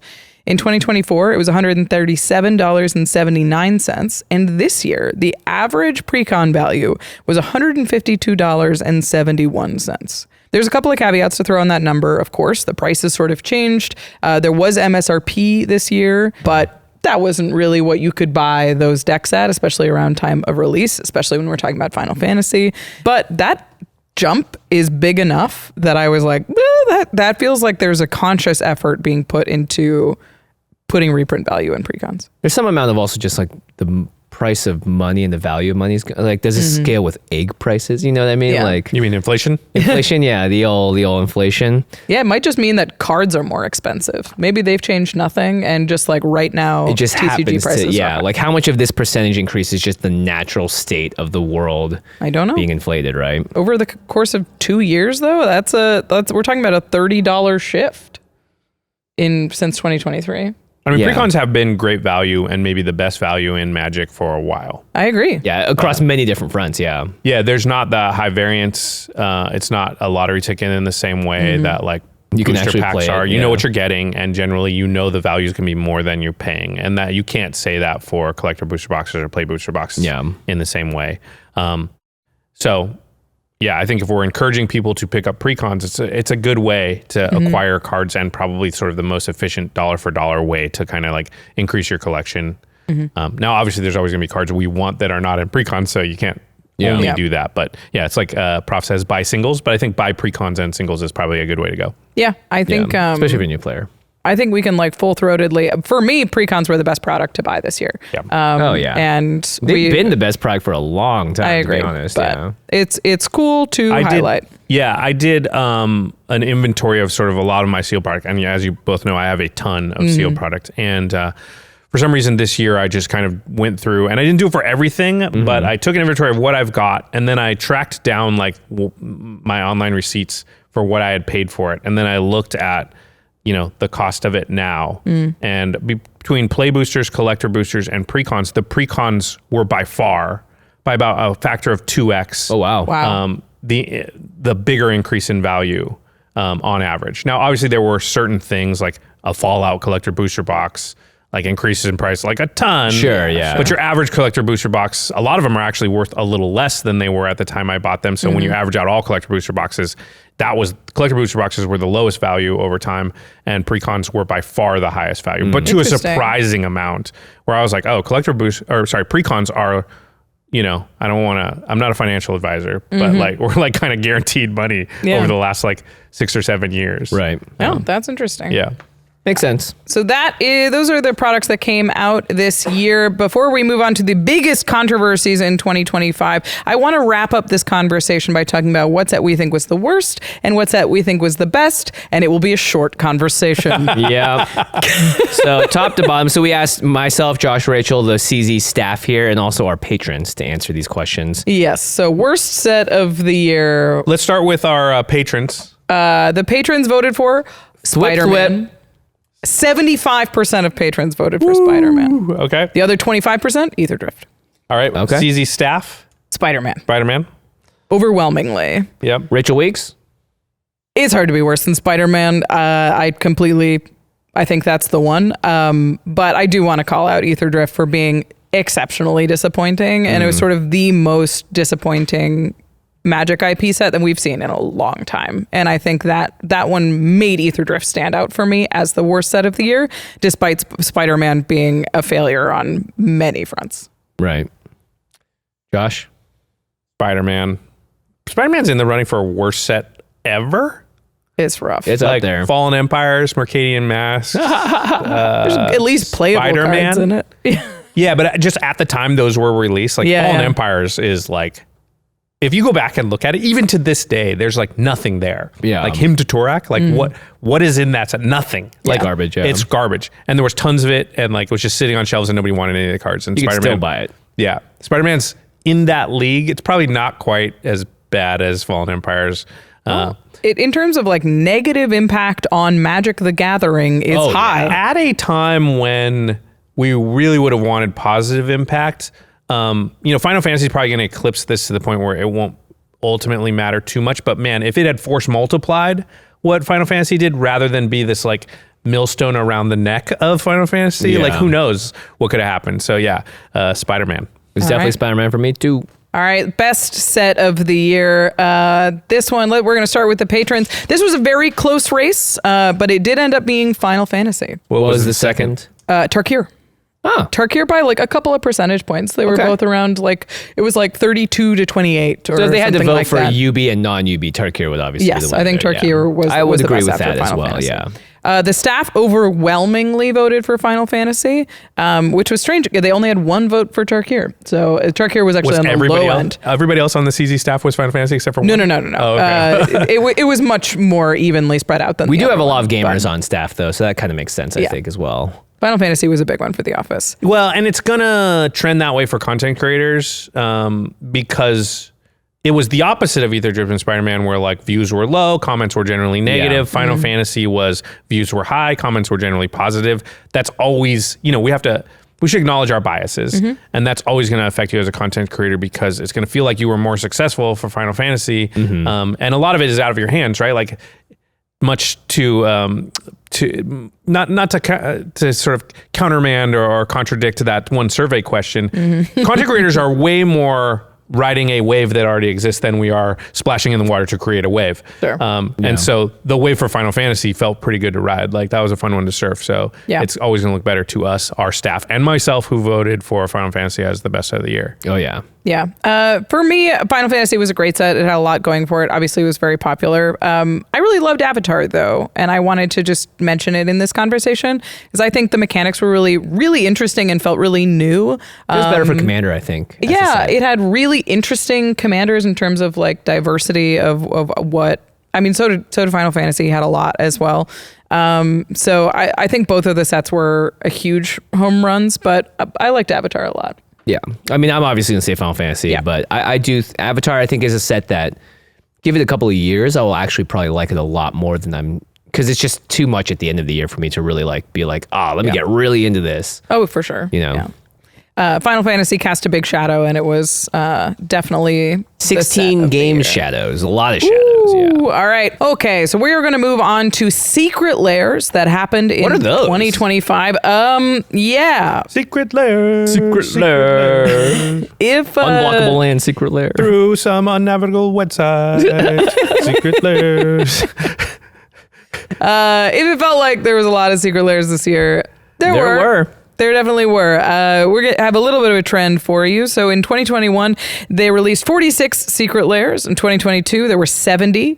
2023, back down to 55. In 2024, up to 58. This year, in 2025, they released 80 secret lairs. I think in the same episode for last year, we were talking about how the trend was to go down to about one per week. Yeah. And we liked that trend. Nope. That was not it wasn't a trend. 80. It was a coincidence. 80 is so many. It's closer to 2 per week than it is 1 per week. Yeah, that's including the oversized secret lairs. This year they put out the Everyone's Invited Commander deck, which generally people like these prepackaged Commander decks, and they put out an Encyclopedia of Magic. We went back to the Countdown kit, which people like that a lot. Love. I always love. This is the best product. Woo! Pulling out, I just threw my pen. That's how much you loved it. I loved it so much. I think this was the best secret lair product released in a long time. For sure. It was awesome. I did like this one quite a lot. The Countdown Kit was my favorite project that they put out in Secret Lair, and I'm glad that they went back to it. Yeah, from last year as well, yeah. There were a lot of, I'm probably the building's foremost expert on secret lairs, and there were some real stinkers. Real weird oddball secret lairs this year. I mean, we mixed a lot of IPs. Furby was the big one that was sort of announced at MagicCon. 3 Furby secret lairs? 3. I mean, I like how somebody was like, "We got Furby." Okay. We're gonna do 3 of them. What? It's so awesome. Everyone will love it. We can't just do 1. Yeah, I mean, 3 is so many. Yeah. we own the IP. It's a Hasbro thing, so let's go Furb it up. And then there was the Office. This was the one that I think is maybe the most offensive secret lair I've ever seen in my life. It's Dwight from The Office. Yeah. Dwight specifically. Specifically Dwight. Yeah. Yep. I'm actually glad it wasn't more. Like, I don't want Steve Carell Office cards, but I don't want Dwight cards either. It's reskins. The thing about the Furby and Office was like, at least they're reskins. It's fine. Not mechanically unique. Like, you're not forced to reckon with it. I feel like we'll run into it about as much as we run into like the Monty Python secret lair, which I never see. Yeah. But I'm happy with Monty Python secret lair. Yeah. The Dwight stuff is definitely. They looked weird. Yeah. There was a SpongeBob one as well. Yep, that was a big one that came out this year. Also reskins. Yeah, and then 3 Sonic the Hedgehog ones. Yes. Which is kind of crazy too. So this one did include, there was 1 secret lair of the Sonic stuff that were mechanically unique and came out with a bunch of new ones. a lot of these are Magic tone breaks in major ways. And like we've said, we were talking about with Edge of Eternities in the past, when we do tone breaks, they've been silver bordered. Like the My Little Pony Secret Lair was like, of course these wouldn't be black border. It's My Little Pony. They're silver bordered. Right. But this year we just like, nope. This is Magic canon. It's not. But you know what I mean. It's allowed to live in with everything else. Yeah. I mean, it feels less egregious to me, the nature of secret layers, right? Like, it's just a handful of cards. It's not like a full set. You don't draft it. There's not a huge marketing push that kind of takes over the Magic sphere for a certain amount of time. You know, even Dwight from The Office, it's like, okay, fine. I mean, it's more like people used to commission artists to do like alts of cards in the past, like in the old days. And this is them kind of moving into that space and saying like, well, we'd like to have that money, which, you know, I guess that's their prerogative as a corporation, but it's not that different than like, I don't know. I remember seeing somebody had some artists like do Star Wars versions of a bunch of their cards. Yeah. And, you know, it was kind of cool because you're like, okay, you spent a lot of time going around finding artists to turn all the swords into lightsabers and like, you know, rename the characters, and then they just have the text. They're just reskins. Yeah. Somebody did that with my Feldgrift deck. They took the Feldgrift deck and made it an entirely SpongeBob deck with proxies and that kind of thing. And it was cool. So like, yeah, I'm less bothered by especially the ones that are just reskins. Yeah. Sure, they're like, if they're not your vibe, don't buy them. Yeah, I will say it's just inherently less cool than the individual person who found the artist, right? Like you bought you bought a mass market product from a corporation that's like, you know, scientifically created to be individualistic. Sure, yeah. So it's like, that's why it's like, it's fine. Like I don't, it doesn't bother me particularly if somebody plays a reskinned whatever. It's the mechanically unique ones, I think, that kind of stand out. There's that one card from Sonic. What is it? That's like you see all the time now. You're talking about No. This is Knuckles. Yeah, Knuckles. Yeah. Knuckles is like, that card's really, really good, and you just have to reckon with it. Deadpool is another one. Yeah, that we'll probably talk about in a minute. But like you are going to reckon with those cards because those cards are mechanically unique and powerful and good, and you just can't really opt out of those. Which I'm fine. Again, I don't care too much about it, but I understand people being frustrated by that. If you don't want Sonic the Hedgehog in your high fantasy thing, sorry. Well, that Knuckles is good. Yeah, you're going to see those cards. Yeah, I want to talk about mechanically unique secret lairs because there was a huge spike in mechanically unique cards this year. We've seen some amount of them. They started in 2020 where there were 7 cards for The Walking Dead. In 2021, there was a little bit more. There were 9 cards. That was just the Stranger Things secret lair. 2022, there were 8 for the Street Fighter secret lair.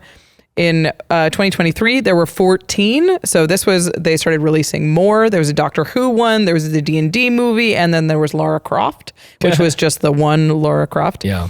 In 2024, there were 10, and it was just the Marvel Secret Lair and then the My Little Pony ones, which were silver bordered. This year, there were 20 mechanically unique cards put out in 2025. Whoa. This included a card for Deadpool and multiple for Sonic the Hedgehog. There was a Jaws card. There was a God of War, multiple God of War. A huge one cards. Of this was the PlayStation collaboration specifically. Yeah. The Uncharted one, Ghost of Tsushima, Last of Us, Horizon Into the Forbidden West, all of those came with at least one mechanically unique card in those secret lairs. It's worth noting almost all of them are legends, are legendary creatures. They're commanders, of course, with the exception of one, which was a token. So I think I like that. I like that they're legends. I like that they're multicolored. Most of the time they're going to go in the command zone. And they can sort of tailor it to that, and they're not going to get super expensive. But they made a couple cards that are in the 99, very powerful, could show up in a lot of decks this year. Yeah, I think it's interesting. Secret Lair has had such an evolution over the last few years, and I do agree that like I don't really care for the Dwight stuff, and you can just sort of like put it off to the side. They are going pretty hard into the mechanically unique, wanting to appeal to like a fan base. Kratos, I love God of War, right? Jaws. It's really interesting that it feels like different companies are operating inside Wizards all the time when it comes to secret lairs, because it feels like they're in their own sort of like pocket where they're just deciding to do stuff that is, you know, we're going to get this cool collaboration going with Sony PlayStation. We're going to do this cool thing with Jaws or whatever it is, or Van Halen, or, you know, like cool treatments, cool stuff. Really trying to push the boundaries. And they're constantly doing this battle where it's like, can we make it still not hurt the game, but actually improve upon it? And I think this is the year where we're really going to see, this is like, I think the closest they've gotten to, like, we might be actually in danger of damaging Magic if we're not careful. But we're also still adding to it in a way that makes it kind of exciting. I think like the Kratos cards and the Last of Us cards are actually pretty cool. So it's a really delicate balance that they're doing. I don't know if they're going to succeed with it forever, but I think we're seeing, again, it's just like a lot of things are coming to that apex, right? And I think this is just another one of those examples where it's like, we're really pushing against the boundaries here. Will we get across the finish line in the way that's satisfactory to the consumers and players? This year, it made me a little nervous. They put out a lot of mechanically unique cards, and they put out a lot of monocolored ones. And I think that's when things get really risky, is like we're talking about mono red Knuckles. It's very powerful. It's great in the 99. It can go in a lot of decks. We're talking about mono red Jaws. Jaws is really powerful. It goes in a powerful archetype. It's also one color. It's currently $60 and out of stock in most places. Wow. Like, it's going to be really difficult for them to reprint. It's going to take them years to do it. Like, Kratos is a very cool card. He's very powerful. He's great in the 99. He's $48. Like, there's one in stock places. These are just going to be hard to get. And especially if they're going in the 99 of decks, they're going to be even harder to get down the line. Like, I'm fine with them doing multicolored. Like, I thought Sonic was the perfect, for me, picture of like, it's mechanically unique. It's going to go in the 99 in the command zone. It's not really going to go in the 99 because it's 3 colors and it's pretty narrow. Yeah. So we're not worried about this card exploding in price down the line. But once these cards start being good in the 99 is when I start getting really nervous about them. Yeah.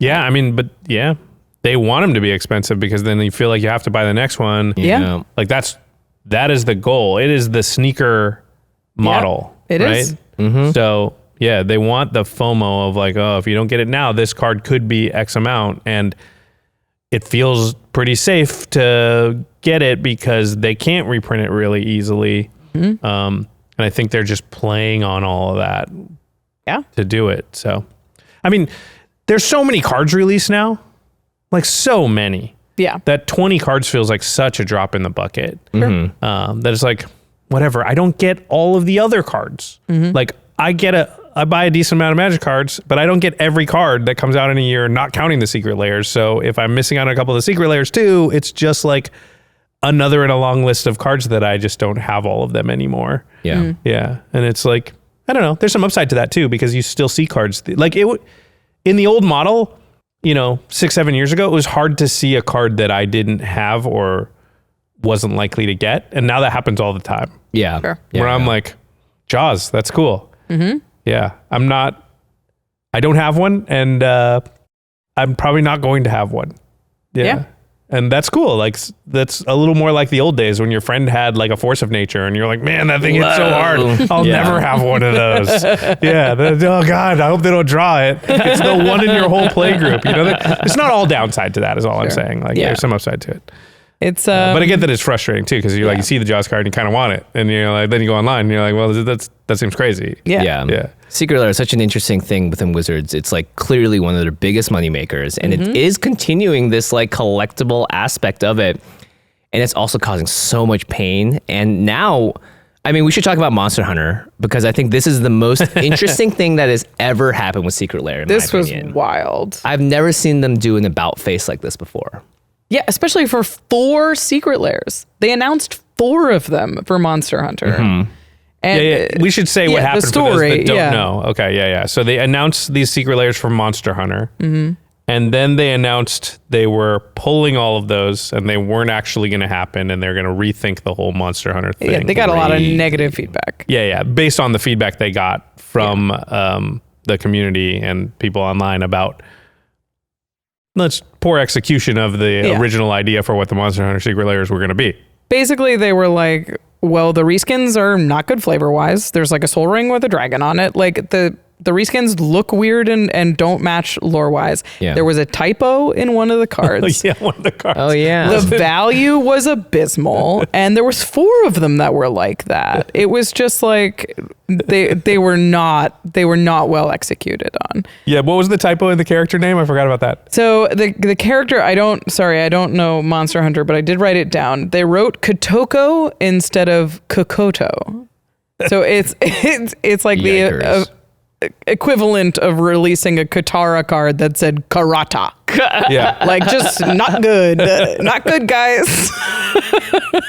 That alone may It's have a been enough name. for them to be like, let's just pull this Yeah, thing. yeah. Well, Let's just yeah. We take a clearly step did back not here. scrutinize this enough. If you're on the Monster Hunter team and you see something like that, you're like, guys, what's going on over there? What's up? Well, and how did it get past the Monster Hunter people? There's just no approval process on their side? I don't know.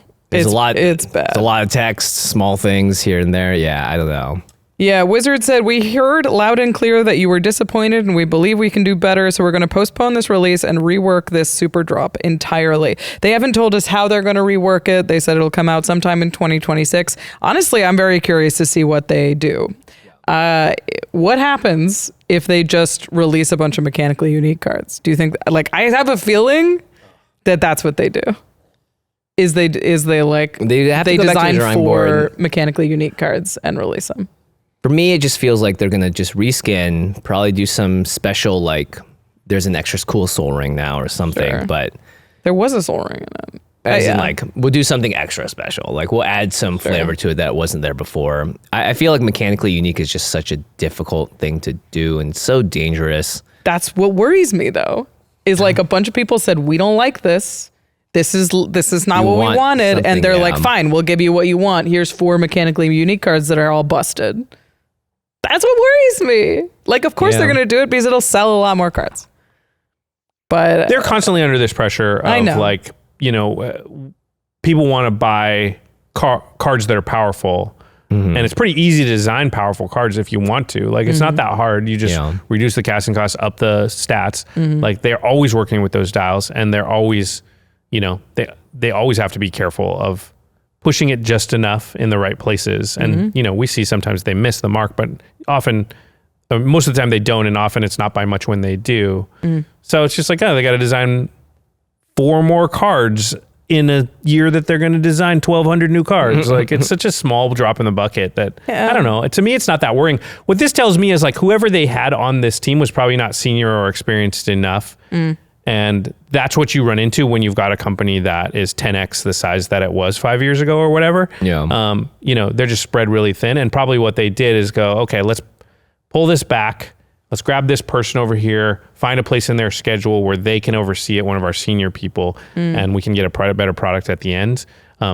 Because they're probably under the situation where, like, they're trying to do so much more, but your institutional knowledge is just spread really, really thin. And there's just only so many people in the world. It's not like you can go out and be like, let's hire a great Magic card designer from someplace else. Right. There might be a few, but it's just going to be hard. So, yeah, I mean, they also released 80 Secret Lairs this year. Yeah, Like, yeah, exactly. And 7 sets are coming out next year. They have to be spread really, really thin. But I would assume that this is going to create a better product than what the Monster Hunter originally thing was. Yeah. And I More don't thought, know. more time. I don't know. Is Knuckles that big of a problem that is like, well, I really wish they didn't do that? It's like a very good card. Yeah, I just worry about it compounding, right? We went from 10 last year to 20 this year. If it's 40 next year, there's just not a ton of testing that can go into this because they're releasing more and more cards every year. So it just doesn't feel like it has the same quality control that goes through designing the other 1,800 cards or something. I don't know their internal processes. But we still got Nadu through the other process, and we got That's Vivi true. through this process. So it's mistakes happen, but Yeah. at least these mistakes aren't like $80 cards overnight. Yeah, I mean, the cost is And Vivi's is very another high. thing. Yeah, Vivi's not cheap. Vivi's because- not cheap. And you make them all standard legal, then it might be a little different because Yeah. Nadu wasn't either. Yeah, I just don't know that I'm particularly more worried about this setup than I am just about the general direction that everything's going anyway. Right. Yeah. Yeah, it's they're releasing a lot of cards. Let's talk about the buying experience, the way that you get these super busted cards. It still Yeah, sucks. still sucks. I'm a part of a few discords that are like, hey, everyone, it's happening this morning. open up 70 browser windows, have it on your phone, your tablet, your PC, your Mac, have it all going at the same time. Hopefully one of you gets in under the queue. People are still finding ways to game it. People are still finding ways to get around the queue systems. I think the thing, like we can talk all about the logistics and how it works. I think the thing that is just the most frustrating part about this, and this is how it all works, is that you never know the actual quantity of anything, and you don't actually understand fully what the demand is either to match the quantity that's being released. So whether or not something will actually sell out and whether or not you need to be there at 9 a.m. You're living in just constant uncertainty. And as a collector and buyer, it's not a fun experience.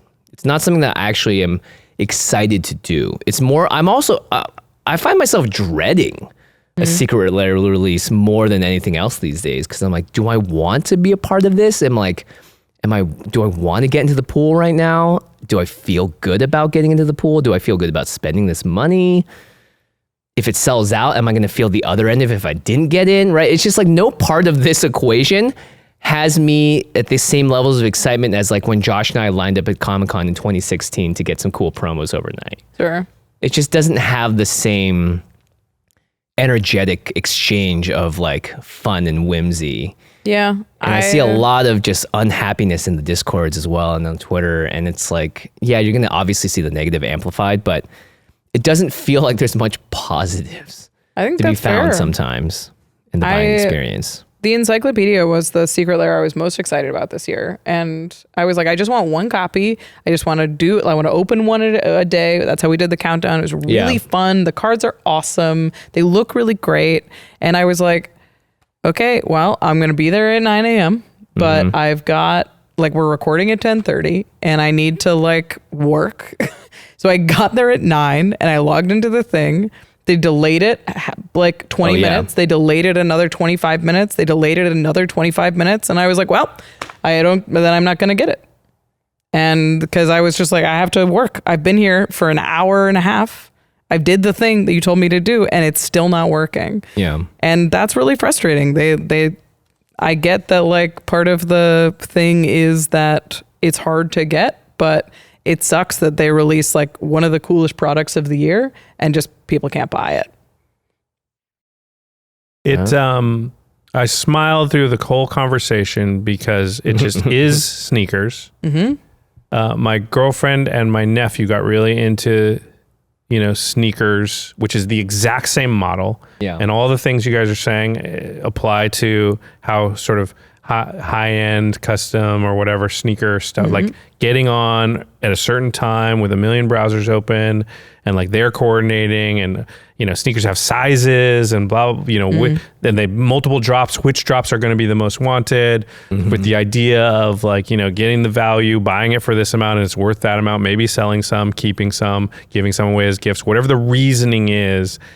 And all the stuff you described, Jimmy, from Wizards' end and Hasbro's end are features and not bugs, right? This idea that it's hard to do, the process is tedious and arduous and you feel as if you can't miss out. The FOMO thing of it is all things they're leveraging here. And what we learned with sneakers is this will have a limited amount of time that it works for, and the sneaker industry has definitely taken a pretty big dive over the last few years because you exhaust the fan base over a certain amount of time. This stuff all adds up.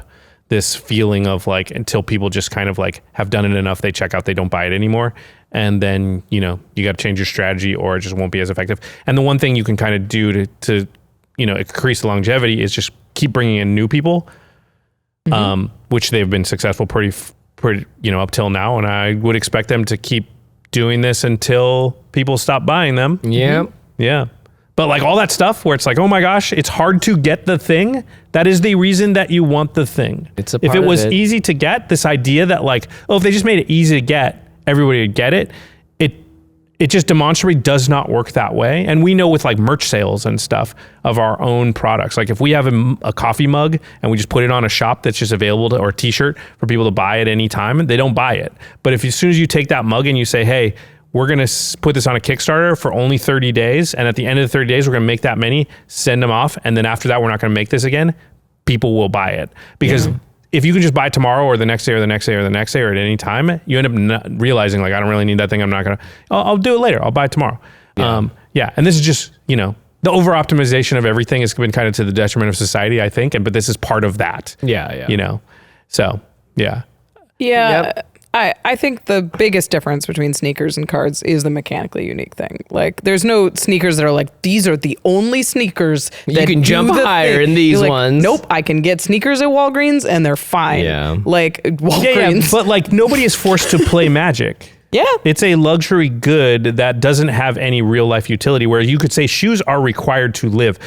Right. But yeah, I would just say like there is a counter argument to that that's pretty strong in the other direction too. Like, yeah. They're more comfortable, they're more stylish, or whatever, and these cards are more powerful. But it's one of those things where it's like you can feel them burning out their audience, and I think we're there.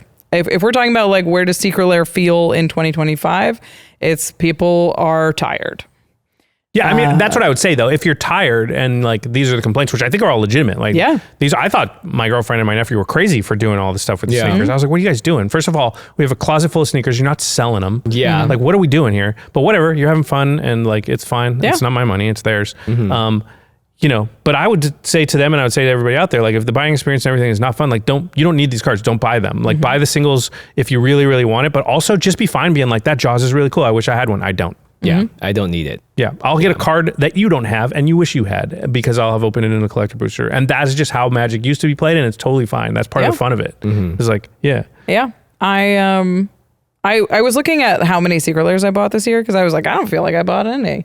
And I looked through them and I was like, How much did you buy? I bought 12 this year. Kind of a lot. How much did you buy, Jimmy? I bought like 20 or something. I made a promise to myself to stop buying them. I remember this. Look at what happened to me. So it's still working. We're so tired. We're so frustrated with it. What can I say? I love me some cardboard. Yeah. Ask me how many I bought. How many, Zero. Josh?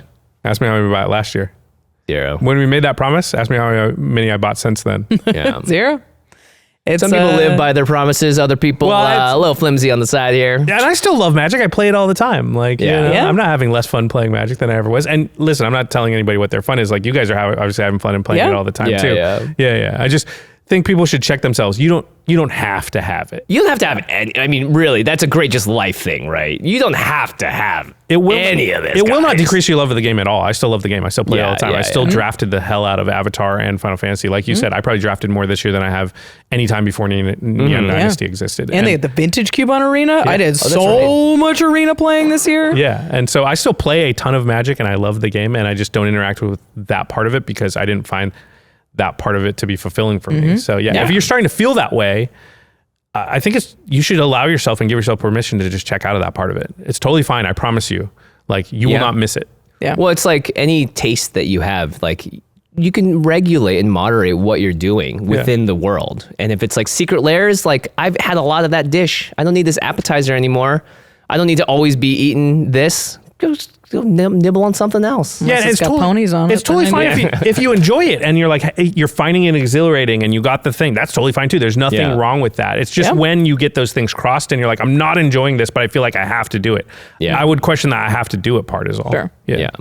Let's move on. We've got lots of other controversies to talk about this year. We're still holding so much paper. I want to move on to this next one, which... this is a thing I forgot happened too. I didn't even know this happened. You didn't know this happened? But you know what? How could we do an episode without talking about a little bit of cEDH drama? This year, there was an 11-hour cEDH tournament finals. It was in the cEDH convention. It was Salt City. It was a 10K. So it's actually called Salt City. Yep. This is how little I know about cEDH, by the way. I thought that was just a typo for Salt Lake City. Salt Lake City. No. Yeah. And it was so this was a 10K and it was the finals. So typically rounds in cEDH tournaments are timed. Yeah. The finals, like they are in many tournaments, this is how they do on any other Magic tournament, are not timed. And it went to 11 hours. And there was a winner, right, Rachel? Please tell me there was a winner. No. It ended in a draw. Oh my gosh, dude. Take us seriously. I loved this. There's no video evidence of this, despite the entire event being filmed. I'm pretty sure this is just a mythical fable. It did not actually happen. This is impossible. VOD was too long to save and deleted. I'm glad we Like can have Twitch some was like, laughs. no, we can't process this. You can't have an 11-hour video. There's been people that do 24-hour streams. Like, no. I don't know. Whatever they had set up on the back end was not strong enough Oh my gosh. to support the 11-hour game. I do want to mention that this is obviously extreme. 11 hours is insane. Yeah. But something that I didn't know when the 11-hour thing was going around is that cEDH finals typically can go 5 or 6 hours. That I can understand. Like that is normal. And the thing is, that's too long. So for me, it feels like an 11-hour cEDH finals is hilarious to think about, but this is also a natural conclusion of allowing games to get to 5, 6, 7 hours. Of course, they're eventually going to get to 11 because you haven't put any breaks to stop it from getting to 7. Yeah. Like, Hilarious. Yeah, I mean, the first thing people asked is just like, how could this possibly happen? It's just long debates, right? It's debates. It's politics. I don't understand how, like, at a certain point, there's not like judges standing around and just governing, like, stop talking, make a game action. There's no TO policy for it. They're like, we talked to Becky, whose partner is a judge, and a lot of the rules in tournament play directly contradict how cEDH stuff works. So like, it's just the natural tournament policy conflicts directly with how cEDH functions. Yeah, but can't like the judges, like the top 3 judges, just convene real quick and be like, okay, we're at 5 hours. We have This to is do ridiculous. I'm just something going to here, implement. It's not a rule exactly, but like this speeding up procedure that's going to be like, like no more. If you're not saying a game action, you're not talking. Yeah. Go like that. We just have to get to the end of this, and we're going to implement that as like that is the rule that's going to take effect now. Yeah, we just Yeah. have to do something here. I mean, there's a joke that it's like talking is a free resource in Commander. If you're not politicking, then you're leaving resources on the table, right? I mean, I'm And- a proponent of that in casual Commander, but there's a point But at in which like I want to go to cEDH? sleep. Shut up. Yeah, it's crazy. But there's money on the line. There's $10,000 and there's no time restriction. It's So we just draw. like it is what it is. And the only reason the game ended, as far as I can tell from reading everything, all of this is like Somebody had to get on a plane or recounts on something, Reddit. Is guy had to Hilarious. leave. His flight was happening, and they were like, "Well, we got to call it." That's what. It wasn't even like The judges are not willing at like 4 or 5 hours to like implement a no talking rule or whatever, but they're perfectly fine to be like, oh, well, we got to chop it up because somebody's got a plane ticket. Like that's also not in the tournament rules of 1v1 Magic, right? I don't know. Funny where they draw the line.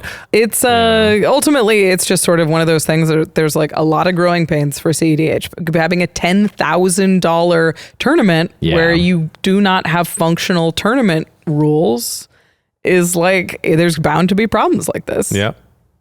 hilarious. Yeah.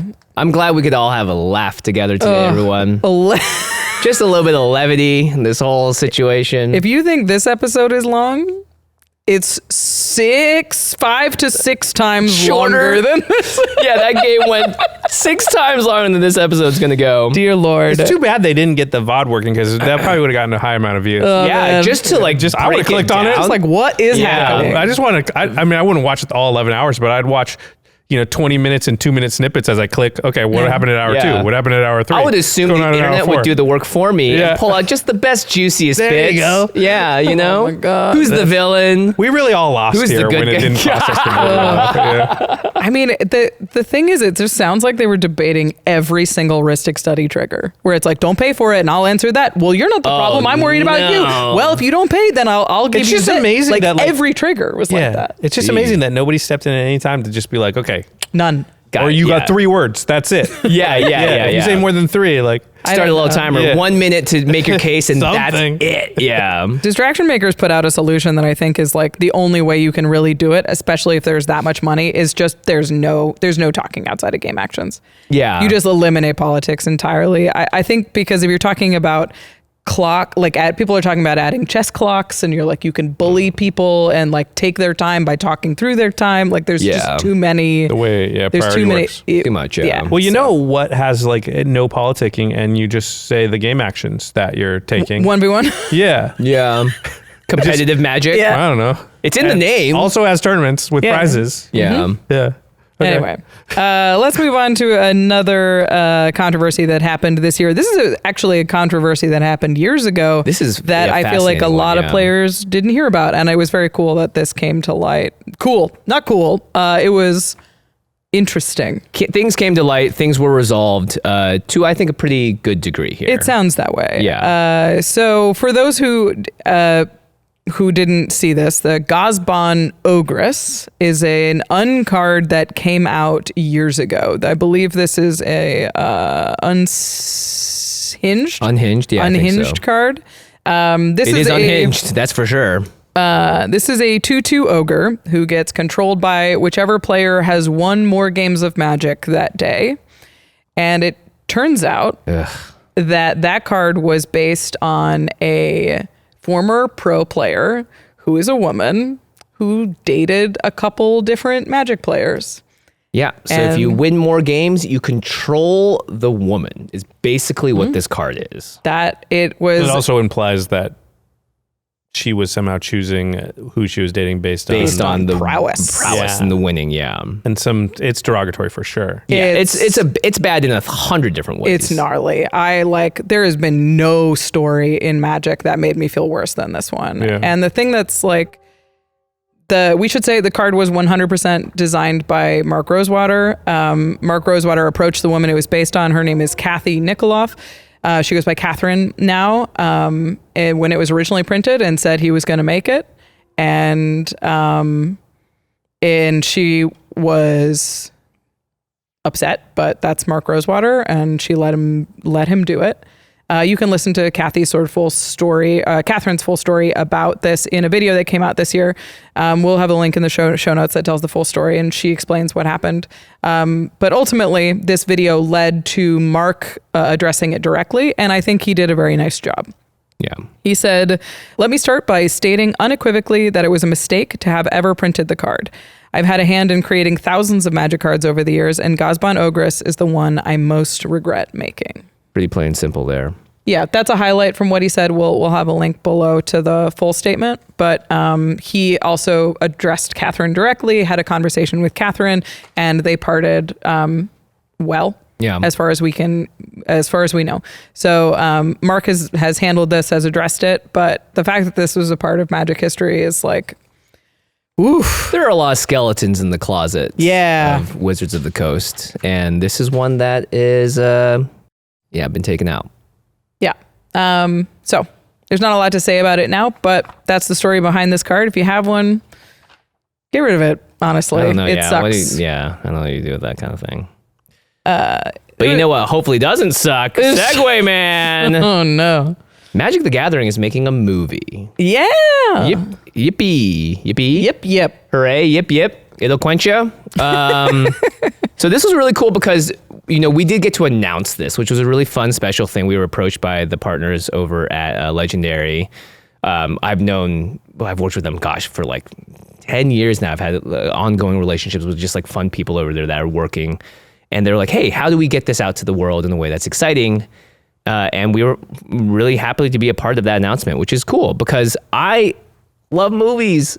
I think Legendary is a really good movie company, and I'm genuinely excited for what this could be. Legendary plus Hasbro. They've announced a bunch of other stuff too, right? It's a TV series on top. The long-awaited Netflix show is still in production that got pushed back and redone in a lot of different ways. This is separate from the movie itself. We pretty much are still in the dark outside of the director, who was the guy that did Blackberry and was also part of this hilarious sketch comedy group called Nirvana, the band, the show. And is also evidently a pretty avid Magic player. Yeah, that's cool. Yeah, thank goodness. Yeah. But yeah, this is cool news. I hope to see this actually turn into something. I mean, Josh, you're so old hat Hollywood, to not take everything with a big grain of salt, but this is one of those few things where I'm like, you know what? I'm going to put a little bit of my emotional investment into this, and I feel okay doing so. Yeah. Yeah, I mean, I hope it happens, and I think that as partners go, Legendary's about the best one you could hope for to do this. I like the D&D movie quite a bit. We do know some people involved on both sides. I think they, and I would say that there's this idea that people looking from the outside into Hollywood think that like the people in Hollywood just like don't care and are creating slop or whatever. And like it's the opposite is true. They think they're like saving the world or curing cancer is how they talk about movies and films and stuff like that. They are very intense and they want to make really good stuff. It's just really hard to do, so that's why a lot of stuff is not good. But it's almost never for lack of effort.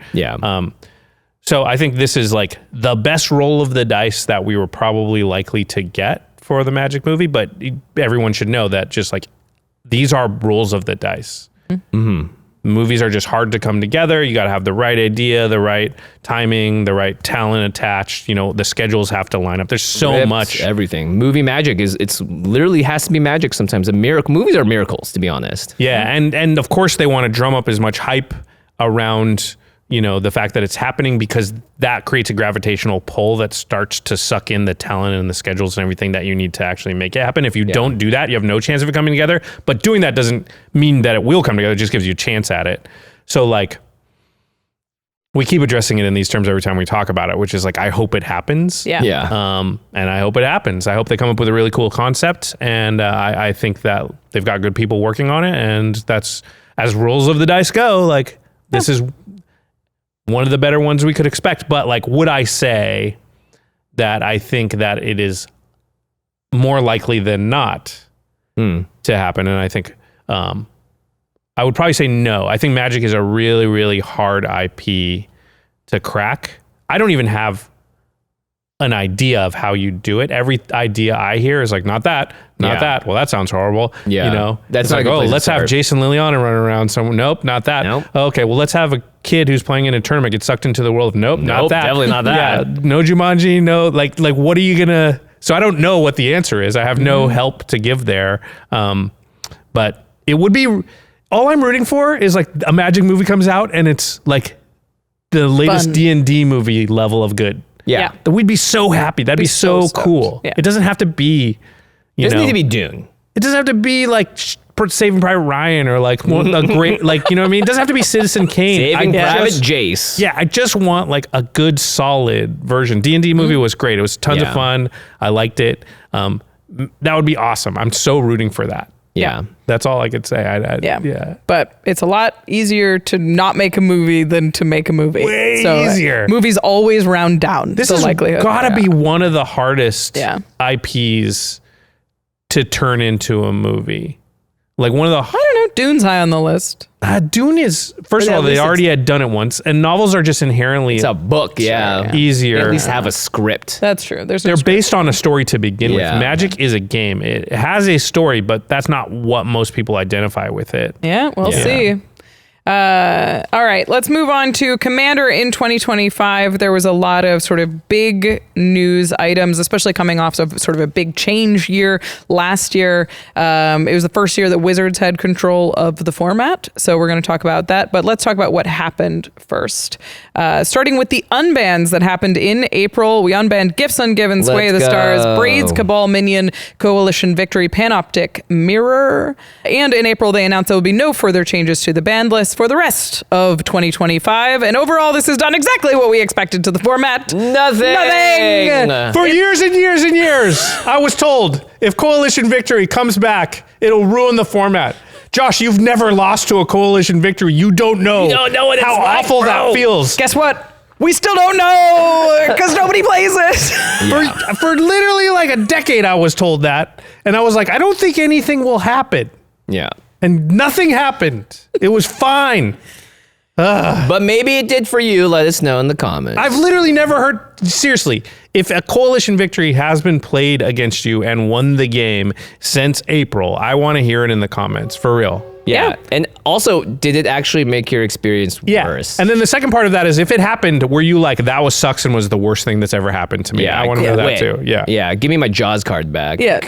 Genuinely, these bans have been just add more wind. It was like, great, okay, they happened and nothing to us, but we don't see all of Commander, so let us know if this affected you negatively. Genuinely, I'm curious, but otherwise, yay! Yeah. If it was happening, we would have heard people somewhere there'd be chatter about it that we would have seen. I've seen nothing. I've seen nothing. No one's complaining about these cards at all. Yeah, we got better things to complain about anyway. Yeah. We got Omenpaths up in here. All right. Let's move on. This year, Wizards introduced the Game Changers list, which is a list of cards that should see limited play in sort of lower power tables, was the idea. They changed the game. Yeah, when they hit the table, they're highly impactful, they're really efficient, that kind of thing. So I wanted to talk about it really quick, what we think of the Game Changers list, not necessarily like individual cards, but just it as a concept. What do you think about it this year? I like Game Changers. I think it has helped just create some amount of shared language for people to have.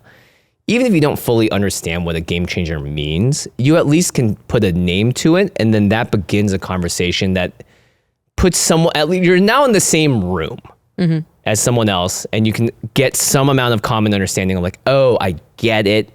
Maybe not to the degree that you get it, but I at least get it enough that this is helping facilitate this game that we're about to play in a way that removes just some of the small feel bads that might happen with some drops of Teferi's Protection. You're like, I had no idea that you could do that type of thing, right? So I think like Game Changers is a step in the right direction. We're not obviously all the way there, but I think it is one of the healthiest steps that we've taken in a very long time. And I think that just the term game changer is good enough for me to satisfy a lot of what has been lost in nuance or conversation, especially with newer players that don't have the same lexicon of language that I have about Magic. I think the philosophy of the list is not completely solidified. I would really like us to nail down what is the list for. Like, is it just a list of cards that shouldn't see play at casual tables? Are we looking for a specific kind of card? What is it about a game changer that makes it a game changer? But overall, I think it is the most objective tool that we've added that gives people a conversation thing that isn't based on isn't relative, isn't opinionated, that kind of thing. It's just, I'm playing these 4 cards. Now you know about them, and we can play. Yeah. So I think it's sort of the best shorthand to the Rule Zero conversation. Short, it's clear, it's easy to communicate. I don't think it's perfect, but I think the Game Changers are a good tool. Yeah, I don't think perfection exists or is attainable or possible. So I would just take that off the table as far as like a goal. So I think the Game Changers are directionally positive. So they are better than what we had before. And is it 5% better or 10% better? I don't know. It's not 50% better, but it's better. And I always talk about seatbelts, right? Seatbelts are not 100% effective, but they're very effective, and you should wear your seatbelt, right? So a lot of people point out like all the holes in the Game Changer list and things like that. And it's like, cool, I acknowledge those holes. It's still better. Yeah. And better is good. We should go in the direction of better. So that's what I'll say. I don't think I've noticed like a tidal shift in the way that Rule Zero conversation's gone, but I've noticed it's better. It's a little bit easier, and that's, that's great. We took a step in the right direction. So yeah. And again, there's always going to be some amount of issue. It's never going to be cut and dry. That we're never going to have the time traveling supercomputer in the sky that just like feeds in your deck list and spits out a number. That's just not a thing that's ever going to exist. So the meaning of life. Yeah, exactly. Yeah, I think information is important, and players learning what it means to have more information. Yeah. So now I know that you have a Teferi's Protection in your deck. Even just that tiny little bit of like, 3 mana is up, I get it. Right? That's like something that more experienced Magic players learn to start to predict what their opponents are going to do. And the Game Changers is kind of like that to me. It's like teaching players that now you have a little bit more information about someone's deck, should they reveal it to you, that you can actually play in a more fun way as well. It's actually making players better by just forcing a little bit of like, hey, you got to think about this just a little bit more. It's not too crazy, but at the very least, like knowing that Teferi's Protection exists before not knowing it exists will make your gameplay experience better if you know that your opponent could potentially do it, because it ends up not creating that real bad feel bad, just being blown out by it. Yeah, there's always been this sort of moment in Commander games where somebody will play like a Deflecting Swat or a Deadly Rollick or something, those aren't Game Changers. But anyway, Force of Will. Force of Will, yeah. But there's this moment that you go, oh, I didn't know we were doing that. I don't know we were in that kind of game. They cast a Cyclonic Rift, and you're like, my deck intentionally doesn't have a Cyclonic Rift in it. So that there's those feelings of mismatch, and I think the Game Changer list goes a long way to sort of bridge that gap a little bit and at least warn you ahead of time. Yeah. Let's talk about the brackets as well. These were introduced this year. They were updated once the brackets themselves, the game changers, were edited in the middle there. And you did a significant amount of updating to this as well. I did Rachel. a lot. Yeah. I would say you're actually one of the prime authors of the bracket system in a way. Yes. The language around it, how it's conveyed, the vibe of what they're going for. I designed the image that we're working with today. So it's Maybe we should design some cards. I know, crazy. I worked really hard on the brackets, so I think they're better. I don't think they're perfect. I think we've got a lot of Perfection doesn't exist. We can stop saying they're not perfect. Yeah, they're not they're going to pretty be. darn good. But better is But I do, better. I think you deserve some kudos for sure. Thank you. The one thing I wanted to talk about with the brackets is they are still in beta. Like we said, they're not going to get to perfect. So at what point are they done? Never. Yeah. Do we just leave it in beta forever? Like what I would like to We're do. in early access forever, like every video game these days. there you Yeah, go. right? Yeah. That's sort of what it feels like. Hilarious. It feels like we're stuck in this weird mode where it's like, look, the brackets aren't going to be perfect. Slay the Spire can do it for 5 years or whatever. Yeah. We can do it. Yeah. I'm like almost afraid to take them out of beta because people will expect perfection once they're out, and they're beta. Don't do that, people. And they're not going to be. They're not going to be perfect under any circumstances. Yeah. So, anyway, I think they're pretty close though, and I would be fine to call them not beta at this point. Mm-hmm. I think we've tested them enough. I think people can read the thing and go, that makes sense.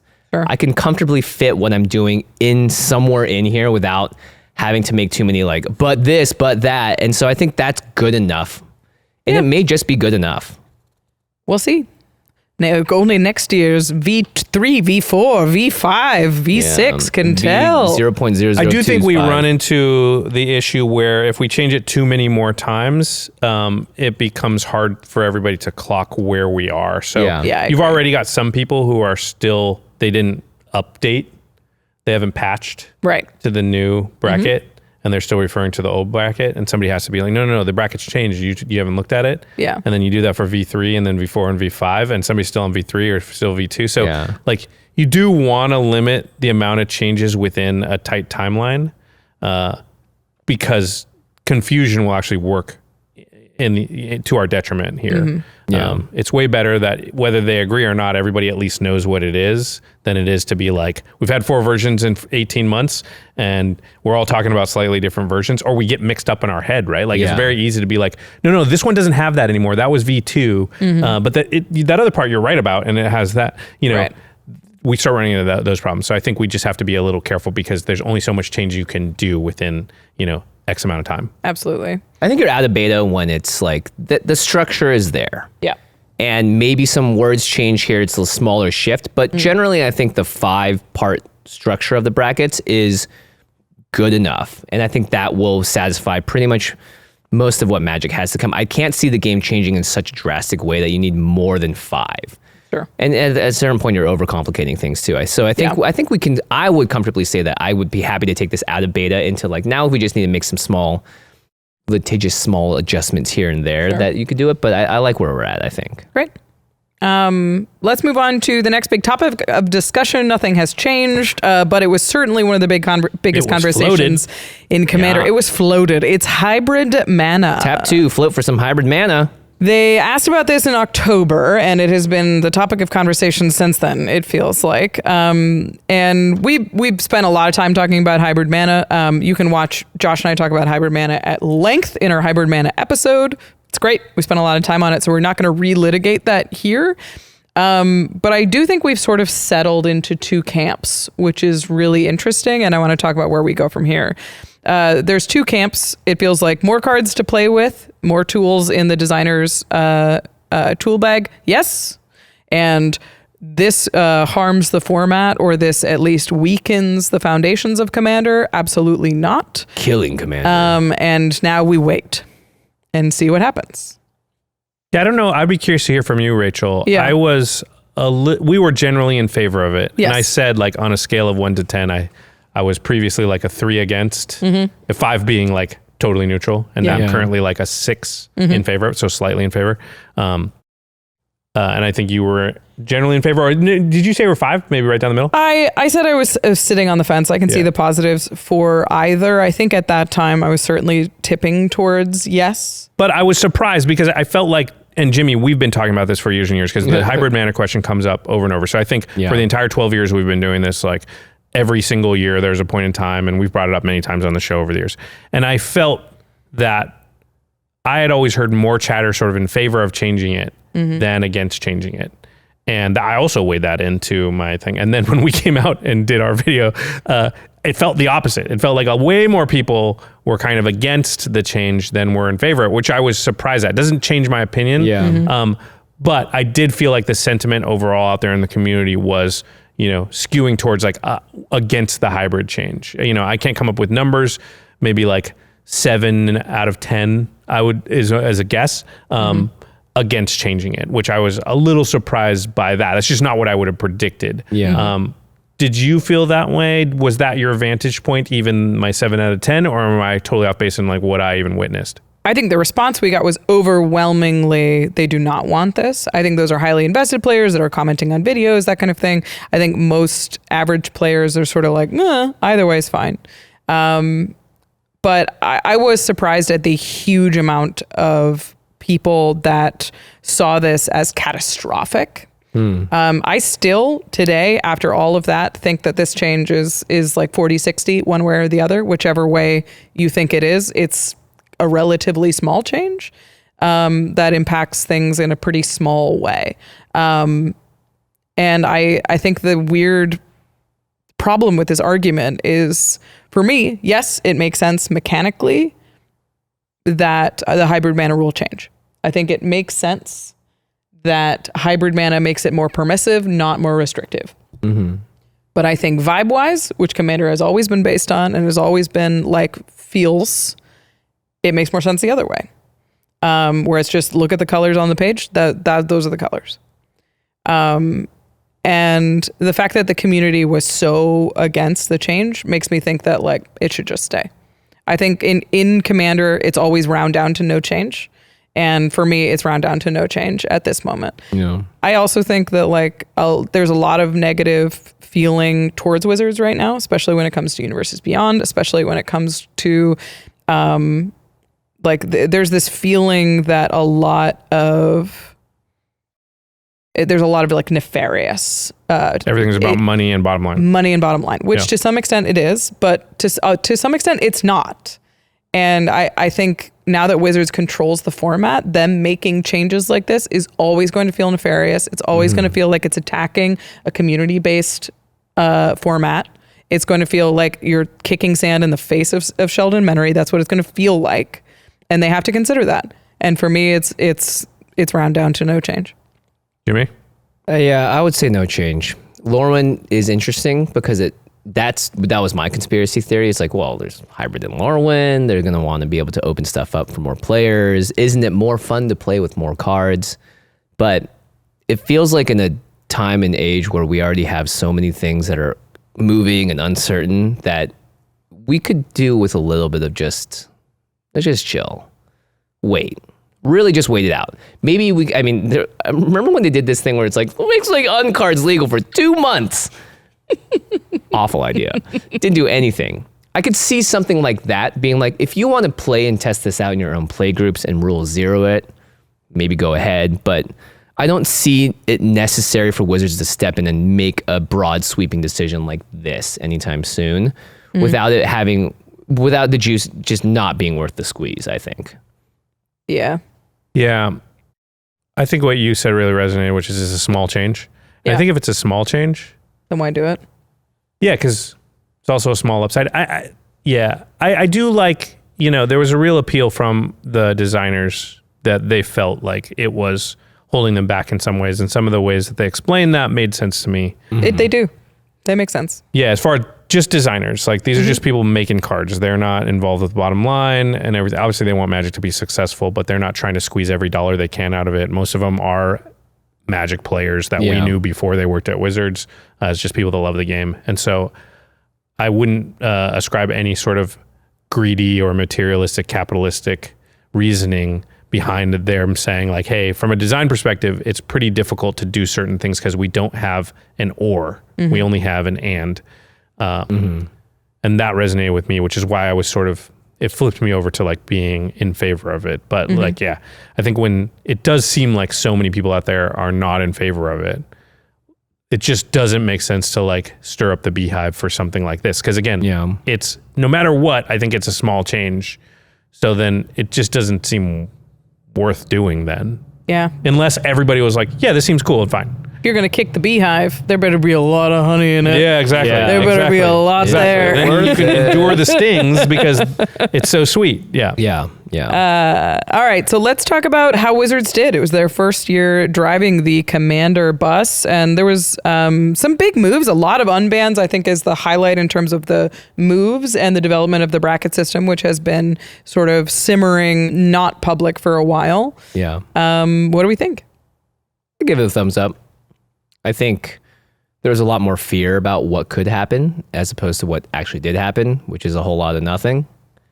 I mean, the unbans were like, that's like it's just for me the freest win you could get. Yeah. Of just you get to prove a point, and you get to unban cards, and you get to just say like, hey, this format is still, I think, a community-run format, right? We know that you can police it yourselves amongst yourselves if we give you the right tools to do so, and we don't have to have as heavy of a hand in actually doing it. I mean, obviously, like, Gavin, you know what's up. You know how to play this game. You understand why people like this game. And I think a lot of it does bleed from that. It's good stewardship, ultimately. It's not like giving control to Commander, to Wizards, was giving it to a corporate overlord. You're giving it to real players and people that genuinely do care.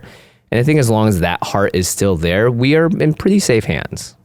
Yeah, I think the problem is it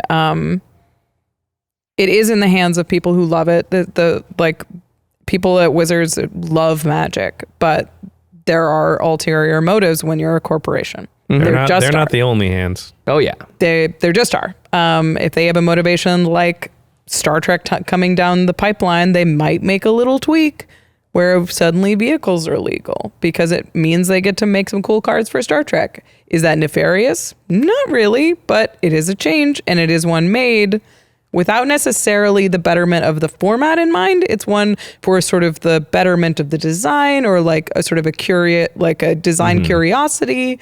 So yeah, I think this year we started to see that there are some choices that can get made that aren't necessarily only have the health of Commander in mind. And I think that is where the reaction from Hybrid Mana comes from, is people were like, no, you don't get to do this. You don't get to make this decision because it would be easier for you. You don't get to do it. Yeah. And whether the Hybrid Mana is the hill to really have that battle on doesn't matter because it was the first hill. Yeah, it'll be interesting to see what happens with Hybrid Mana because it'll be a litmus test for like, because I think it is pretty clear that like it's definitely not a majority in favor of making the change. It's definitely a majority in favor of keeping it the same. I don't think it's as overwhelming from what I saw as what you're feeling, Rachel, but in any case, I would not argue that like the feeling out there is generally keep it the same. And so if they decide to change it, they're sort of making the statement that we're okay to make decisions that are not in the majority.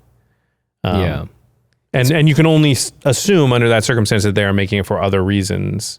And I think it's fair that like, and we always worried about this, and I think it's still a worry that, yeah, in a weird way, the community and the players and us are more invested in the long-term success of Commander than Wizards is. Oh, yeah. Yeah. You'd think the company who makes the game would be the most invested in the success of their game over a long period of time, but they've got other formats, and their philosophy can easily be like, oh, if we break Commander, then we'll offer an alternative of some kind, or we'll fix it in some way later. But like, we don't have to worry about breaking it right now because if it's broken, then we'll fix it. Right now, it's not broken. Let's just keep going. Whereas we can be like, we like Commander and we want it to be around for a really long time. Let's not risk it. There's also a very clear moment in other formats where you know it's broken. You can look at Standard and see the domination of VV and Soul Cauldron and say, it's broken. Look, I have numbers. It's broken. Commander doesn't tell you I'm broken. Yeah, by the time you get the data back, it might be too hard to turn the tiller on the boat to really make any difference because people will have just stopped. You'll be like, well, Precon sales are steadily declining now for the last 5 quarters. And it's like, okay, nobody's playing Commander anymore. And there's might not be a good way to fix it at that point. But to them, they might be like, whatever, we'll sell more Secret Layers. We can make this other format popular. Yeah. You know, we'll move on. Magic is evolving. Commander wasn't going to last forever anyway. So we squeezed, as much as we could out of it or whatever. So yeah, I will say they were more restrained than I thought they probably would be, but they still moved faster than I thought we probably should. I think they made a lot of good faith effort this year. I think they did a lot of good communication. They wrote full of things like they invited the entire CFP out to Wizards to have a conversation with designers and with marketing teams, and like we got to play future sets. We were very involved, and we spoke directly with members of Wizards pretty constantly throughout the year. So I would say like they've made a huge effort to make sure the CFP feels involved, but it is a hard thing to know how much we actually impact things in the long run. I mean, I feel like we did, but I feel like consistently we were saying, hey, slow down. Yeah. You don't have to do this right now, right? Like spread out everything that you're doing. We're not saying that any of this stuff is bad. It's just like, it's too much change too fast for Commander players. Like they want it to be mostly stable ground under their feet. Yeah. Yeah. And I think that in one respect, they did listen, which is great. But the fact that we had to keep saying it means that their natural proclivity is to move a lot faster. And I don't want them to revert to the mean. I hope they stay at like, and they begin to understand like we should move pretty slow. Yeah. I mean, I'm sure they have a laundry list of things that are like, we want to get this done and now we can, so let's start getting them done. Yeah, and they're like, we have these sets coming out and we want to plan for that, so we need to make these changes by this time, which means we need to announce it by this time. And that's already a clock that Commander's just not used to having, and I don't think is great for the format. Yeah, well now Commander is part of the marketing tools, right? Like now it's a part of the machine. Yeah. When can we release the changes in Commander and to where it is like going to fit best into our release schedule. Yep. And that's like not how it worked before. Before it worked when Commander needed it to change, about a year later they would make that change. And that's how Commander worked. Yep. And now it's like, okay, well, we have a set coming out that would be better if we could make this small change. So we're going to make it in 3 months. So that lines up with this. Yeah. It's and you're just like, a little bit more calculated. And you're like, well, yeah. It's not that the change is bad. It's just that the whiplash from like this change right next to this change right next to this change is just too much. Yeah. So I would say that like, I agree. I think they've done a pretty good job in this past year, but it doesn't mean that all the worries from before have gone away. I agree. They're still there. Yeah. Hybrid Mana is almost symbolic, I think. Yeah, I agree. Depending on how that falls out, it may not be the biggest change, but how it gets dealt with will mean a larger thing, I think. Yeah. It's a big question mark. Yeah. Let's move on to another format this year that I do think shaped sort of how we felt about Magic this year, and it was Standard. Poor Standard. Standard just got wrecked this year. There were 10 cards banned in Standard this year, an enormous amount. This town ain't big enough for all the cards that were banned. They banned Corey Steelcutter, Abuelo's Awakening, Monstrous Rage, Heartfire Hero, Up the Beanstalk, Hopeless Nightmare, This Town Ain't Big Enough, VV Screaming Nemesis, and Prophetic Memory. And people still don't feel like Standard's in a good spot after the last Pro Tour. Yeah. I think like we don't have to talk about the state of Standard. Obviously, none of us play Standard, but I do want to talk about what Commander does when there isn't a healthy place for competitive players to go. Because it does feel like there's a lot of tension between Commander players and the competitive scene overall. And this year it really started to come to a head. I wanted to draw attention to this thing that Sheldon said back in 2021 and said sort of repeatedly throughout his lifetime was Commander relies on a healthy competitive scene. There's an article from him in 2021 that we'll put in the link in the show notes. But having a place for competitive players to go and play that they're satisfied with just sort of makes like an outlet. Yeah, a place to where they can play competitively and let go of all the complications of Commander is helpful, because that means when you go to Commander, you don't need that. You don't have the same competitive energy. You can chill out with your friends. And I do think we're getting to the place 4 years later where there aren't great competitive outlets. It's been a tough year for Modern. It's been a tough year for Legacy. It's been a tough year for Standard. Stuff isn't firing. I think people are finding other games. We've over-indexed into Commander. we have. Oh, Probably, for sure. We've been doing this for 2-3 years now. I think we've been This is in 2021. He started talking about one of his primary concerns for Commander was the decay of other formats. Hey, let me tell you all about this great format called drafting. It's so great right now. You should try it. And actually, this is exactly how I play Magic. Limited, specifically draft, I'll play a little sealed once in a while, is my competitive outlet. I can get all of my, trying to win, try hard, sweatiness out there.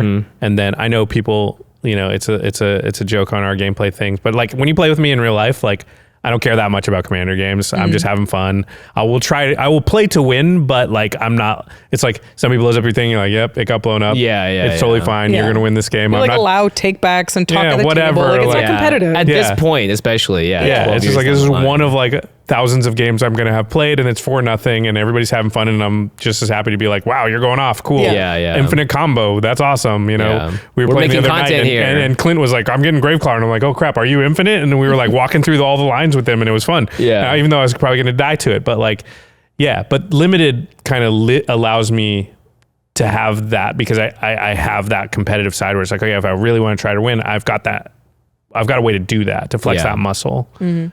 So I sort of agree with what Sheldon's saying here, but I would just say that, like, hey, if Standard's not doing it for you, try limited. Try draft. Draft is great.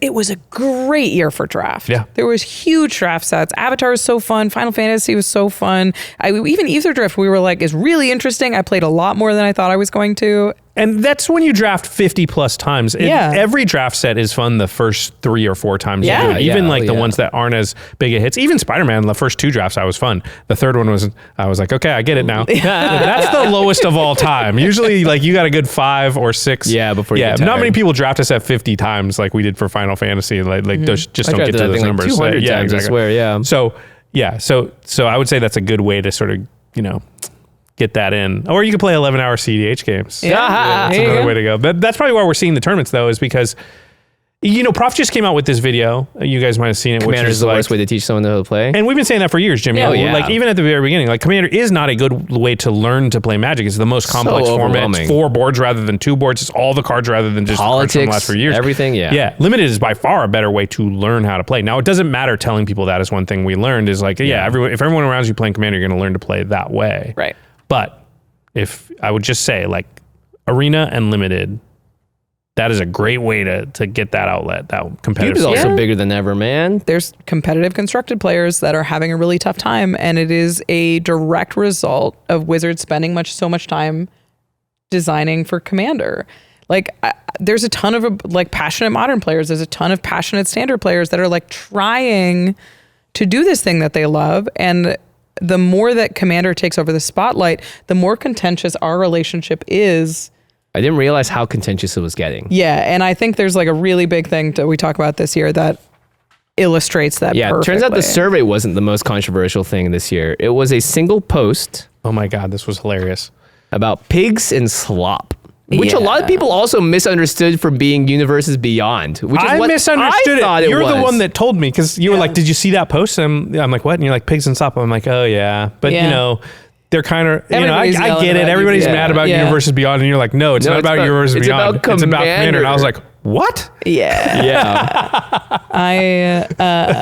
This was a post from Jay White. We're not going to read the entire thing, but the gist is, coming from the competitive perspective, it said, I wrote about what it has felt like to be a competitive Magic player for the past 5 or 6 years. And the story that he wrote was essentially like a Magic parable, where he was going to a restaurant and the restaurant sold people food. And then suddenly slop showed up on the menu, and then more slop showed up on the menu. Then there was mandatory slop. Now it's just slop, and he can't go to his favorite restaurant. Well, he also said, like, and you ask, why is the slop on the menu? And they're like, well, because the pigs like it. Because the pigs like it. And before you know it, the restaurant is full of pigs, and all their serving as Slop.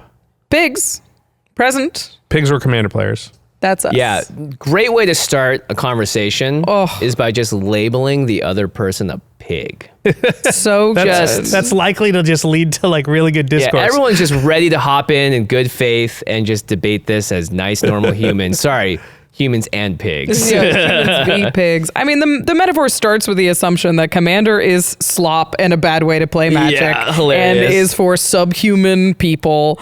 And it's specifically a worse way to play Magic than competitive play, which was labeled human food in this story, which is obviously not a good But metaphor. this is also like, to me, just such a human way of going about things, which is like, I love something and then it became something that I don't recognize and love anymore, and I'm offended or I'm hurt. Well, and the way I loved it was the correct way. Right. And the It's a other way judgment is call. the incorrect way. I mean, let's Or say the maybe not metaphor even was like, I used to go incorrect, to yeah. this college, and then the college started offering really advanced courses. And I wasn't smart enough to take those courses. I'm like, why are those courses being offered?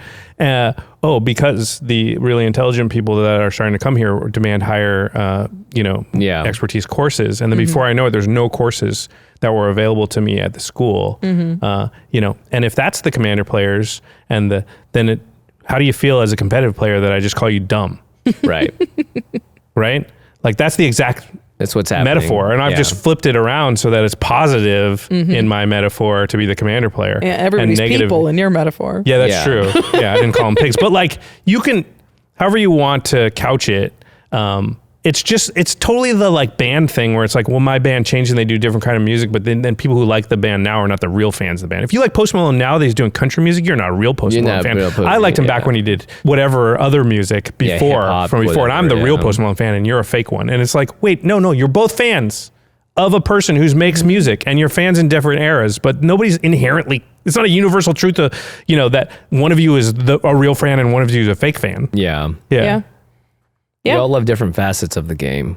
And I understand the emotion because the game, it used to be entirely your thing. Yep. Yeah. It was mine. All of Magic was mine. Yep. And now I have like 30% of it. And it doesn't matter. Less. I don't know. I'm saying, but it doesn't matter that it's way bigger now. Yeah. And that the 30% is bigger than the total amount that it was before. Doesn't matter. Yeah. It just means that I have less of it, and it's less of me, and that makes me upset. And I understand that feels like a loss, but it's also, we're talking about Magic and Wizards in one of their biggest, this is a boom era. They're bigger than they've ever been. They've changed in huge ways, in ways that even Commander players aren't happy with. So it's like, that's changed, man. Yeah, I think the takeaway is that no one is wrong, everyone is right. Yeah. And things kind of suck sometimes. I want competitive Magic to be more supported. I'd love watching the Pro Tour. Yeah, we watch the Pro Tour all the time. And it's like, it's good for Magic to have different pockets, and you want all the pockets to be equally supported. But if one of the pockets is the bigger pocket, that's the one they're going to support. Mm-hmm. And it's bad when like they support the bigger pocket, which makes the product worse for the other pockets. And they want communication too, I think. They would love for Wizards to just step up and be like, we see this, we know it, we're going to work on it. But Wizards is also not incentivized to do that. Yeah.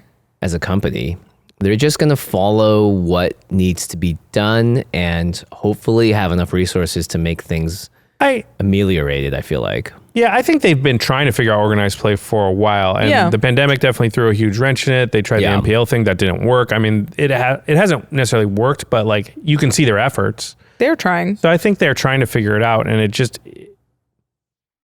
is a tough sell. And I think esports in general has been kind of like proven to be, I don't want to say a failed experiment, but like not what we thought it was going to be if you go back 15, 20 years. It's not the NFL. We thought it was going to be ESPN and everything like that, and nobody's been able to figure that out without heavily subsidizing, basically losing money doing it.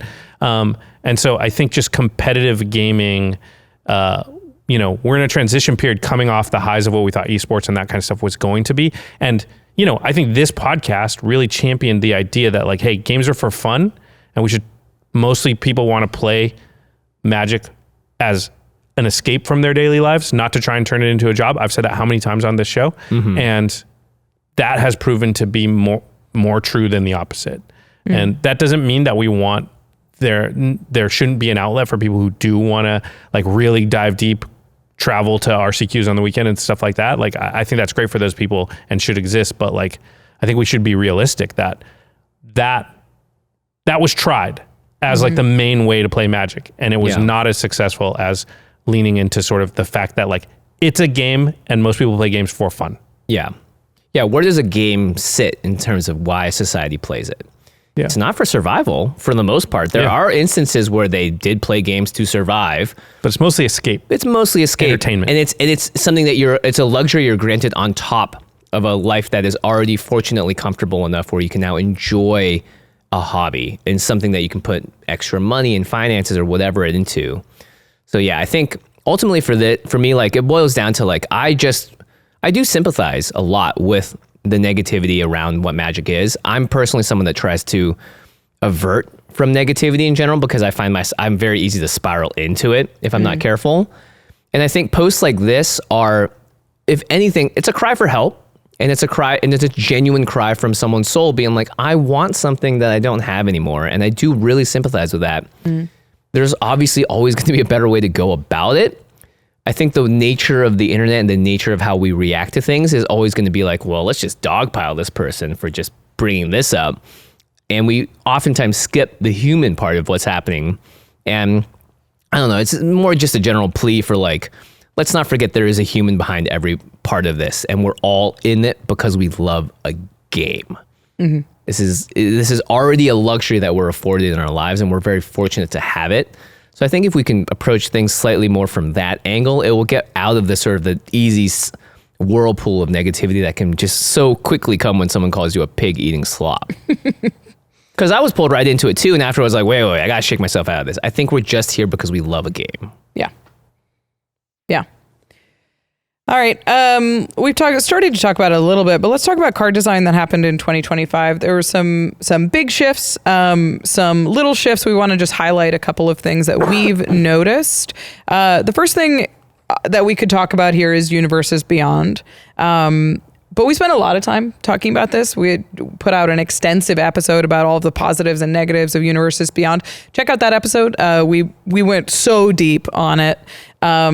And we know that it was a big pain point this year, and it caused a lot of problems. I think we've talked about it with Spider-Man. So we're not going to like further dig into it right now. But we wanted to recognize that like obviously UB has affected how Magic design and will affect moving forward, right? Yes, there are 4 out of 7 sets next year, so it's going to continue to affect it. So wild. Yeah. I think they said it all with the Universes Beyond border changing to regular border with Avatar. It is Magic now. And we'll see how that affects card design going forward. But a big thing that we wanted to talk about is red. Red's in a really painful spot right now, I think. And I think it can be highlighted by that list of standard cards. There were 10 cards banned this year. 5 of them were red. Yep. They're really good in 1v1, turns out. They're trying. I think that what that says to me is that they're trying to make red work in Commander, and it's not working, and it's messing up Standard. That's what it says to me, because it's not there. Red is not there in Commander. Is Corey Steelcutter a card for Commander or for Standard, right? Yeah. I think Corey Steelcutter is absolutely a Commander VV card. is a Commander card. Absolutely. Yeah. And it's like, it's one of those things that you're like, they're trying to figure out red in Commander, but all it is doing is messing up 1v1. And that puts you in a really tough bind. Yeah, it feels like all the other colors get more flexibility in terms of what they do, and red seems like they have to tunnel into the same holes over and over again and just make it so good in that hole that it ends up ruining other things. Right. I think there was some innovation in red this year that I want to point out that I think is cool, and they're clearly exploring. I think weapons manufacturing was a really cool thing that we'd never seen on a red card before. Faded Firepower was a big one, giving it flash a little bit more flexibility, a little bit more surprise. Planetary Annihilation Some good was old MLD. an attempt at an answer to Green Ramp, whether successful or not, is an attempt. It was not. Yeah, I don't. But I get what they're trying. Yeah. Long range sensor is a big one I wanted to highlight. This is like whenever you attack a player, you get a counter on it, and you can remove 3 counters to discover. So it's giving, instead of like literal card advantage, they're getting more of like a discover cascade type of thing, which would be very, very powerful, and they have to be careful with. But they're clearly trying. Yeah, Shadow Goblin. Yeah. This card I think is sweet. It's really great. Sweet. I love it. Yeah. Just a little looter for red is so valuable. Yep. So they're clearly trying things. I think there's an effort to make red better, but it seems like they're sort of barking up the wrong tree a little bit. Barking up the red tree. The red tree. Yeah. And we'll see what happens, but I don't know. I don't know what do you think red needs that it's not getting right now? Yeah, the problem is that like red is an aggressive color in 1v1. Aggressive decks don't really work in Commander because you have 3 opponents. So what you end up with if you're aggressive is probably pretty easy to knock out one player, struggle to knock out the second, can't really knock out the third, just no chance, right? Like just the way that the amount of fuel you have, the gas that you've got, it just runs out. And so the most dangerous thing is to sort of give red gas, because then it makes it able to do things in 1v1 that it shouldn't be able to do. And Commander's sped up to the point now that like if you want to make a card playable, it has to be a 2 or a 3 drop. And that's a dangerous spot to be in for your 1v1 formats, because it makes them all 1v1 playable. So it really is a sticky wicket for them, because what you really want is sort of value engine-y stuff and maybe a little bit of flexibility with your removal are the sort of the 2 things I think red needs. But if you create a self-contained value engine piece that fits into an aggro shell, it makes red unbeatable in dangerous. 1v1. Yeah. But if you don't make it efficient enough that can be the case, then Commander players can't play it, because we're well beyond playing like a 4 drop of any kind that is a value engine by itself, unless it's like massive, in which case it'll probably still affect 1v1. Right. It needs to be like Ice Till Explorer, basically. Yeah, but green gets it.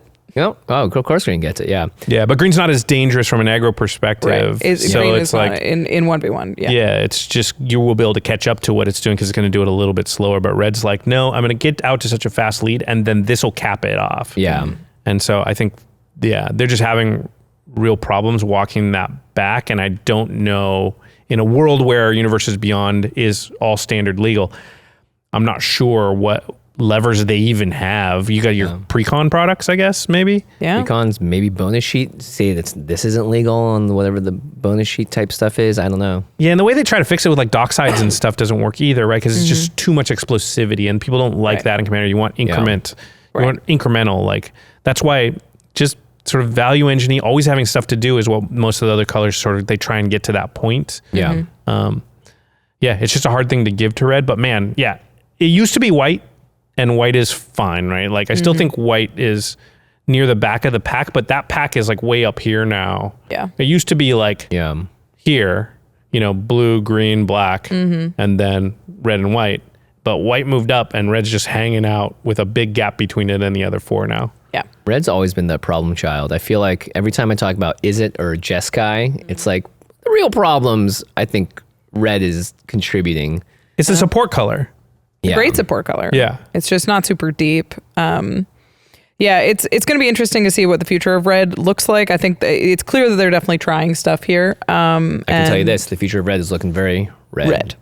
All right, the next trend I wanted to point to in card design is that yeah, this is interesting. Singleton, this is something I want to talk about more in another episode, but I just think Singleton is dying.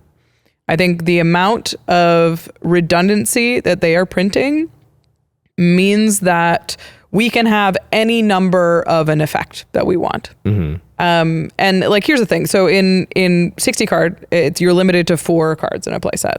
And that wasn't an original rule. That's a rule that they found, because if you have 1 good card, you're going to play basically 3 cards in your deck. You're going to play 20 Black Lotuses and 20 Lightning Bolts and 20 Ball Lightnings. Yeah. I don't know. Yeah, all lightning bolts was a thing. Yeah. So they built play sets, so you have to have some kind of diversity. And in Commander, we have Singleton. So hypothetically, we're the most diverse of all the formats. It's why and we they have 100 did it. cards. That's literally the point. Yeah, it's why they did it. They said 100 cards, Singleton, and it was to increased variance. Yeah. So it was harder to count on any specific thing happening. Right. And now, because there's so much redundancy, there's like 14 1-mana dorks. There's 19 Blood Artist effects that are 3 mana or less. Like there's huge amounts of redundancy. How many Rampant Growths are there? Farseek. They printed a new one this year. Yeah, How many Crucible of Worlds are there? How many They 2-mana rocks printed are more there? this year. They printed more this year. Well, they're And already it's- they're safe to print more of that stuff from a certain angle because you're already not playing all of them. Right. Yeah. So like you're at terminal velocity. So like, hey, if we print another 2-mana rock that just is a rock that taps for mana, it doesn't really change the format. Yeah. It just replaces Thought Vessel or whatever. Yeah, so it's not like Dockside, right? Yeah. Which blows it up. But at the same time, I like your point, which is like so many 1-mana dorks. How many? 14. So I can have 14 of those in my 100-card deck, which in a 60-card deck would be equivalent to having like 5 or 6. Yeah. Yeah. Yeah, so So in a 60-card deck, a playset is 6.67% of your Okay. deck. And if you put all 14 1-mana decks, Oh, you're twice as much. you have That's 14% likelihood to have one of them. Yeah, so you can have twice the redundancy of that somebody could have in standard if they just had a Llanowar Elves or something. Yeah. And it's like, this is the problem with an Eternal format is as redundancies get printed, you get more consistent. And with having a commander in the command zone, we're even more consistent. So I have decks that the whole plan is turn 2, you play a mana rock, turn 3, you play your commander, turn 4, you play a payoff. And that's it. And you can basically do that almost every game with Almost a every mulligan. game. Yeah. Yeah. And so my deck is more consistent than any standard deck because I know what the first 4 or 5 turns are going to look like. And I think that is actively harming what Commander is and is like making Commander more consistent. It's making it more boring. It's making it different than what it was originally designed to be. And I think UB makes that worse. Because if you're like, oh, I want a Blood Artist effect, but they don't have vampires in this world, we've got to print a human version. Maybe it's a human rogue because it matches this thing. So we'll print it into Warhammer or whatever because that's what we need to make this deck work. And that redundancy is spiraling. Yeah, it's going to be on the players soon once again to be like, I don't want to play Zulaport Cutthroat Blood Artist every other 2-mana version of this effect. I don't want to do that. And it's going to be has to be a conscious choice by players, I think, to move away from that. Make their deck worse. Yeah. There's only so much that brackets and stuff can do, though. I think at a certain point, like you just can't have lists that are like thousands and hundreds of cards long. So and just expecting every player in your play group to have that philosophy. Like one of the reasons they have rules in Commander that were like, hey, it's Singleton and it's 100 cards, then those are just rules. You just have to do that if you want to play this format. Was to put some rails on the fact that like there's always going to be that guy in your format that like if you just optimize. If it was just a handshake deal or just a everybody just going along their own moral code, he would abuse it. I've said for a while, I think I've said on the show, like I think we're gonna have to change, like it's gonna have to be 200 card decks or some sort of solve like that that's gonna get us there because there's nothing. That's what we've done in the past. It worked before. It'll work for a certain amount of time. We probably have to do something like that in the future. Some other rail, something like saying like, I don't know, only standard legal cards or wherever standard legal can be played or whatever it is, whatever the rules are, somebody's going to come up with it. That's probably going to be the next incarnation of Commander because I agree with you that it's to the point where like most effects, if you want it, you can get 5 of it, 6 of it. Yeah. You can pretty much, quote unquote guarantee you will see that effect in the game by just having it. And it used to be, there's this one card in my deck that does this one thing. I have redundancy for like a couple of effects and the rest is like, other stuff that's sort of around it. And if I get it in the right order, it's going to be good. And if I don't, it's going to be a little touch and go. Yeah. Yeah. I don't know what we do because it's sort of too late. But it's only going to get worse from here. So we got to figure something out. I don't know if I necessarily agree that it's because of Universes Beyond, although I think your points are good. I think it probably just always was going to happen as more Magic cards come out. Because it is always just easier to design. Like, boy, it's really hard to design a Magic card that you look at and you're like, nothing's ever been like that before. Yeah. It's way easier. There's always going to be a large percentage of cards from every set that's like, it's this plus Surveil. It's this, but you tap it. It's this, but in this color. It's this, minus a mana, but has a downside. It's always, it's like this, but a small change, and so I think we were always going to get to this point or given a long enough time horizon. It's just we're sped up by the fact that like so many more cards and sets have been coming out for the last few years. Like we probably had what used to be 10 years worth of sets come out in 5 years. Yeah. Yeah. There's also a lot more pigs.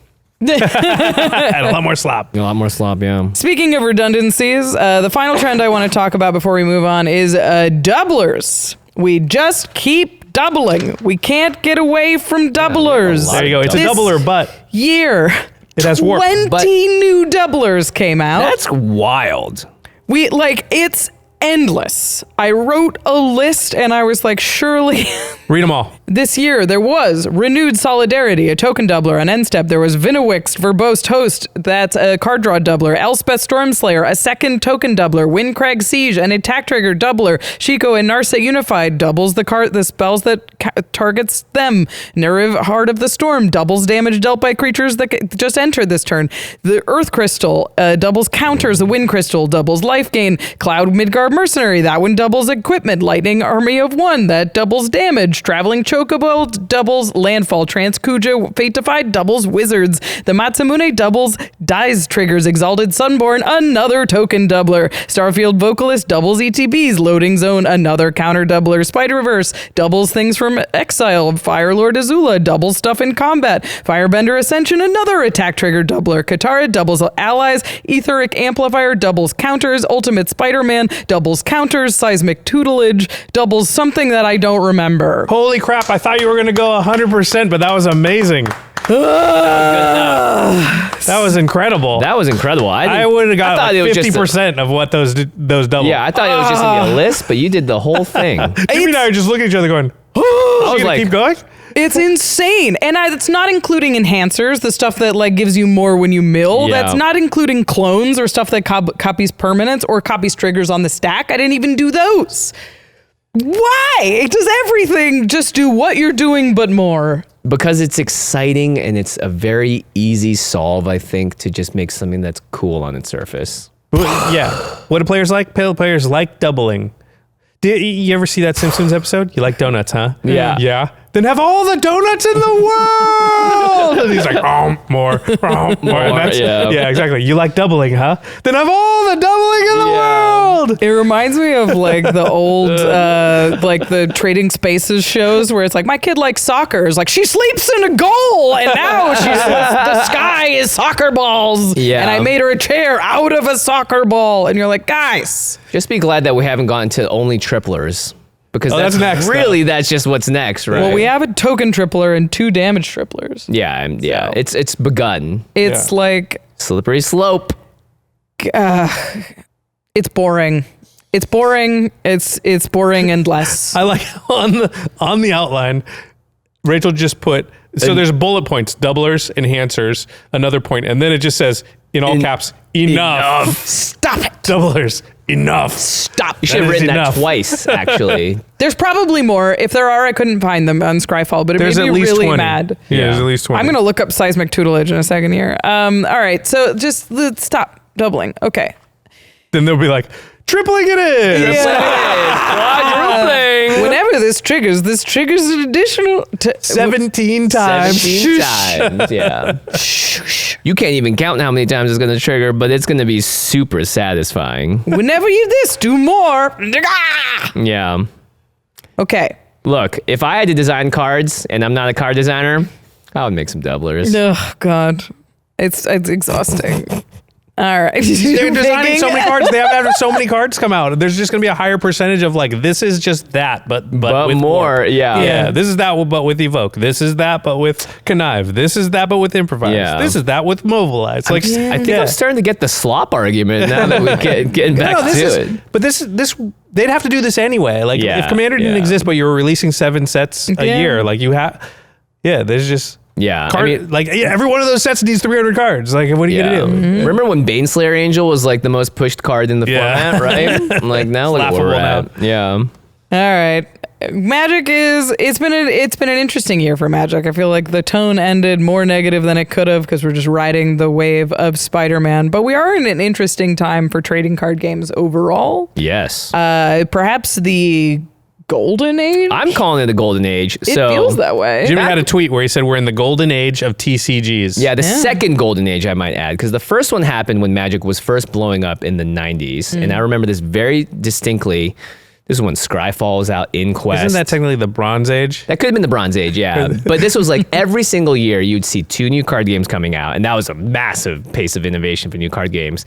There was like Legend of the Five Rings. There was a Game of Thrones card game by Fantasy Flight Games. There's this game I played called Magi Nation that Gavin also played with me. Vampire the Masquerade. Vampire the Masquerade, Pokemon yeah. and Yu-Gi-Oh came out in there. Yeah, there was like a cool, there was like a Marvel one back then too. Everybody There was the trying. Star Harry Wars. Potter had one. Yeah, Harry Potter, Star Wars. Right, World of Warcraft. Lord of the Rings.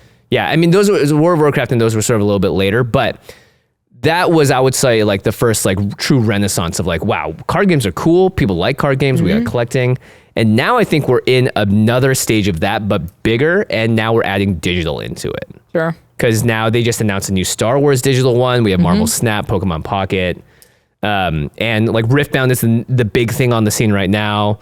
But Lorcana and One Piece and Flesh and Blood are all real big contenders. I saw something that One Piece just became the 4th biggest. It just, Wow. It just, I don't know. People are calling it Moon Piece because everything is just spiking in price as well. Yeah, I don't know the data and how but I saw an article and the headline was that it had passed up Flesh and Blood. You know, Yeah. I don't know how true that is or how they, but at least somebody thinks it's close. Oh, wow. I do like Flesh and Blood, but I do think it is hampered by the fact that it is too hard. The complexity is very high. Yeah. Yeah. But it is nice because these are all competitive outlets specifically. Commander still exists as the only game in all of these trading card games that is just like casual for fun. Yeah.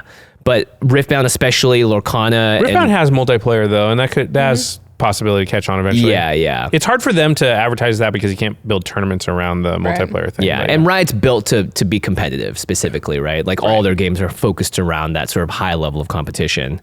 But I think there are more options for card games than ever. And the thing that I've been seeing in contrast to that online are people just being very negative about what's happening instead of seeing what I like to, again, I'm just normally a more positive looking person, but I just see there's a lot of positives for people that are into this type of game. And if you are feeling burnt out, there are so many options for you to enjoy, even just in the TTRPG or board game space. It doesn't need to be a card game necessarily. But I think we're in a golden age of card games. There's never been higher interest. There's never been more people interested in collecting part of it as well. And just the playing part of it. Like I see so many people talking about tournaments and stuff they're going to and posting and communities more specifically being built around it. Like that's the fun part for me is seeing all these new people becoming friends, joining each other in these IRL events. And like that to me indicates that like card games are healthier than ever, even though collectibles, as we wrote in the outline, are indicators of potential bad times in the economy and the world as well. Yeah, collectibles are collectibles. recession indicators. This was a big thing that came out when Labubu spiked. Is like this kind of thing is when you're in a recession, people are more likely to buy little treats than big treats like vacations or pools or jet skis or whatever. So they'll get cards or they'll get stuffed toys or they'll get sneakers or something like that are sort of less than $100 or $200, I guess, in sneakers. I don't know. That's why they always said movies are recession proof because it's like the cheapest night out. Yeah, exactly. They're so they tend to boom when people just want like a little thing that's nice. And that I think that does speak to at least where we're at in the United States. Yeah.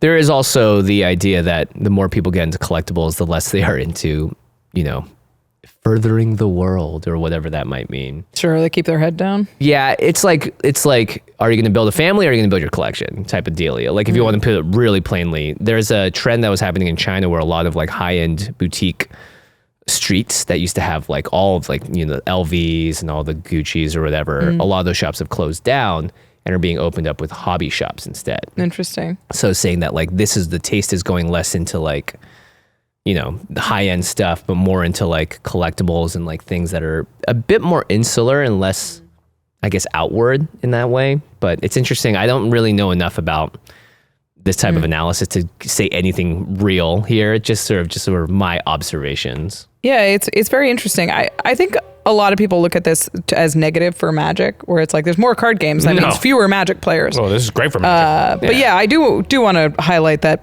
this is positive. The more people that play trading card games, the more people that know what Magic is, the more valuable the Magic IP is itself, like the Magic's actual brand. because they're just around it more. So I think also Magic's the biggest. It's the best. If you get into trading card games, it's like you do sort of wind up in the Magic pool at the end of it. Everything's a long-term advertisement. Yeah, the great advantage that Magic has is it is just the best game. And I think that's irrefutable. It just has the best foundation. So all the rest of it, and the UB of it all and everything else, you boil it down, and like most people playing, if you enter through One Piece or Flesh and Blood or Riftbound, you are inevitably going to come into contact with people that have played Magic, and they talk about it in terms of, have you tried Magic? Mm-hmm. Oh, in Magic, it's like this. Oh, this. And it's just impossible to escape the institution that is Magic. So Riftbound will inevitably create a ton of Magic players. I mean, they use the same terminology. Yeah, One Piece has created Magic players. Flesh and Blood has created Magic players. Now, obviously, Magic players will also play those other games, but it doesn't mean they can't play Magic or won't play Magic again, because people come and go from Magic all the time, and we need distractions from the things that we're too involved with or take breaks or whatever. But also, people can play more than one game. So the fact that like just card gaming in general is such on the rise is really good sign for Magic, I think. Yeah, I agree. Yeah, it's like going online and being like, there's YouTube, it's the video player. That's what Magic feels like. You may be using other Vimeo or whatever else, but eventually you're gonna use YouTube. Because I went to a Riftbound local, and I noticed the first thing I did when I walked in was like, oh, there's 5 people playing Magic here. Yeah. There's 6 people. There's more people coming and buying Magic products. So like, no matter what, you are going to be witness to Magic. It's the mainstay, really. And people talk about it as the granddaddy of these games. So you're gonna have this pull to try it at least. Yeah, and he's still kicking. Yeah. Granddaddy looks good. And pretty much every single Granddaddy designer, has Final Fantasy. There's not a single designer at any of these companies that doesn't know how to play Magic or literally worked for Magic. Almost all of them are led by like ex-Wizards people for sure. Yeah, it's like a lineage, basically, like coaching lineage. All right, we're finally here, near the end. We did it. We went through all of the year. How did it go? What do we think? Was it a good year? It was a year. It was a year. I think it's hard to call it not a good year. Just Final Fantasy itself. Yeah. And I like I said earlier, I think there's a pretty good chance, I don't know the data or whatever, but I'd be shocked if this wasn't by an order of magnitude the most new players that ever started playing Magic within a year. No, absolutely. Just from Final Fantasy. Definitely had some really low lows, but the highs are so high that it's hard for me to imagine that this was net bad for Magic. As far as, if you're just as a Magic player, how many people are playing and enjoying Magic? We have to be at the highest moment ever. Yeah. So that is a positive. Now, the direction that everything's going, I think we have some worries. And next year, 7 sets just probably feels like too many sets. 4 of them being UB. We've enumerated a lot of the negatives of that. My eyes are open to all of that. So direction wise, I'd say I'm a little more nervous, but I'm nervous in the way that, like, it's fine. The game's fine and as strong as it's ever been. And, but could we easily see next year, have a slowdown in the pace? I think that's probable after Final Fantasy. Especially after Final Fantasy. Yeah. One thing, though, I say is that we definitely don't index enough for the fact that the people that are in the know are paying way more attention. None of the Final Fantasy new players that I know are thinking about through the Omenpaths in a way that like makes them think like, oh, 4 out of 7 sets next year, like, is that bad thing? It's just kind of, it is the norm as they enter. Yeah, they don't even know what it was like before. Yeah. Right. Yeah, so it is an interesting perspective to be in, like the old hats of like, we've seen it all play out. But there's not really much else to be said for just like Magic's changing and it's not ever going to be the same, but it's definitely growing. Yeah, I think there's a term in sports where you have a building year or you have like a winning year. There you go. Basically, where there's years where your team is perfect and you're playing and you plan to win, and then there's there's years that you spend acquiring people and training who you have and aging up your rookies, that kind of thing. Yeah. And I do think this was a growing year. I think we learned a lot. Obviously it was a successful year in some ways, but I think Final Fantasy was more of a lesson. And Aetherdrift was more of a lesson. And hopefully we're like looking at these things and developing a more targeted plan for UB, or at least understanding more about what we're doing to the game long term after what happened in this year. I would pray that Wizards gets it, and I'm sure they do. The people that do care really do get it. They're always going to be up against the shackles of money and profits and shareholders and all that. But I think we can at least hope that they can learn from the big mistakes of this year, and it may take a couple of years to actually have it shake out in a way that we can see based on development timelines and all that stuff. But I would hope that there was enough of a gift in Final Fantasy to also have them recognize that, like, wow, we got our asses saved by that in a lot of ways. Because if that didn't happen and it was just an Omenpaths like hat year, this would be a very different tenor of an episode, I would say. Yeah. I think of it like, I think about the years where before UB had launched, think about the years like before Lord of the Rings, where they were designing all of these sets without knowing how they'd be received or what would be good. And obviously Spider-Man's good. And they're making all these decisions sort of in the dark. And now they're starting to be able to make more decisions with more information. We know how people are going to respond to this set. We know what works. We know what doesn't. We found a lot of frustrations. And obviously they're going to make more choices down the line also in the dark, but more information is always good. Yeah. So, I think, there's a lot of question marks down the line as to what they will do, but I don't know. I think it's a growing year. I think it was painful in a lot of ways, but hopefully ultimately good. Well, they're going to double down their efforts, I hope. It was a big year. I know that. Maybe they'll triple down those efforts. That's, oh God. Quadruple. It's coming. Whenever you make money, make more money. I can't say I disagree. They're trying to design that card right now. Yeah. Yeah, I mean, I wouldn't. If you measure success by just the amount of people in the world who are playing Magic or play Magic, Yeah. Oh, yeah. then like this feels It was a like good year. Yeah, and Huge I year. think we've been on pretty steady growth, but it feels like we accelerated a little bit this year, or a lot bit. Yeah. And I come from the days where it was really hard to find people that even knew the game existed. Yep. And the fact that it's sort of becoming more popular seems like a good thing. TSA is not really checking my bags anymore. Yeah, you don't. Yeah, they're used to it. It's weird. Yeah, they know what it is. Like Yeah. that is just a big fundamental change from not 6 years ago or something where we're like you have to explain it to them and open everything. Yeah. And they're like, what is this, cards? Yeah. Yeah, and It's they a brick. Yeah, exactly. Yeah. They might even know what a soul ring is. Yeah. Yeah. At the very least, it's like, oh, my cousin plays Yu-Gi-Oh. Yeah. That's like where Sure, yeah. you do the baseline. Yeah. I think if at the end of this year you're feeling like it was a bad year, and like, because I do think there's a fair amount of players, especially more invested players, Yeah. that look back Oh, on yeah. the year and are like, this was terrible, worst year yet. What would you say to them? You're right and you're not wrong, and you're wrong, but you're also not right. Helpful. Yeah. I'm right in the Yeah. middle path, baby. Yeah, well, I don't think you could be wrong or right about how you feel about it. It's like saying like Yeah. you do like pistachio gelato, and your answer Yeah. can't be wrong, right?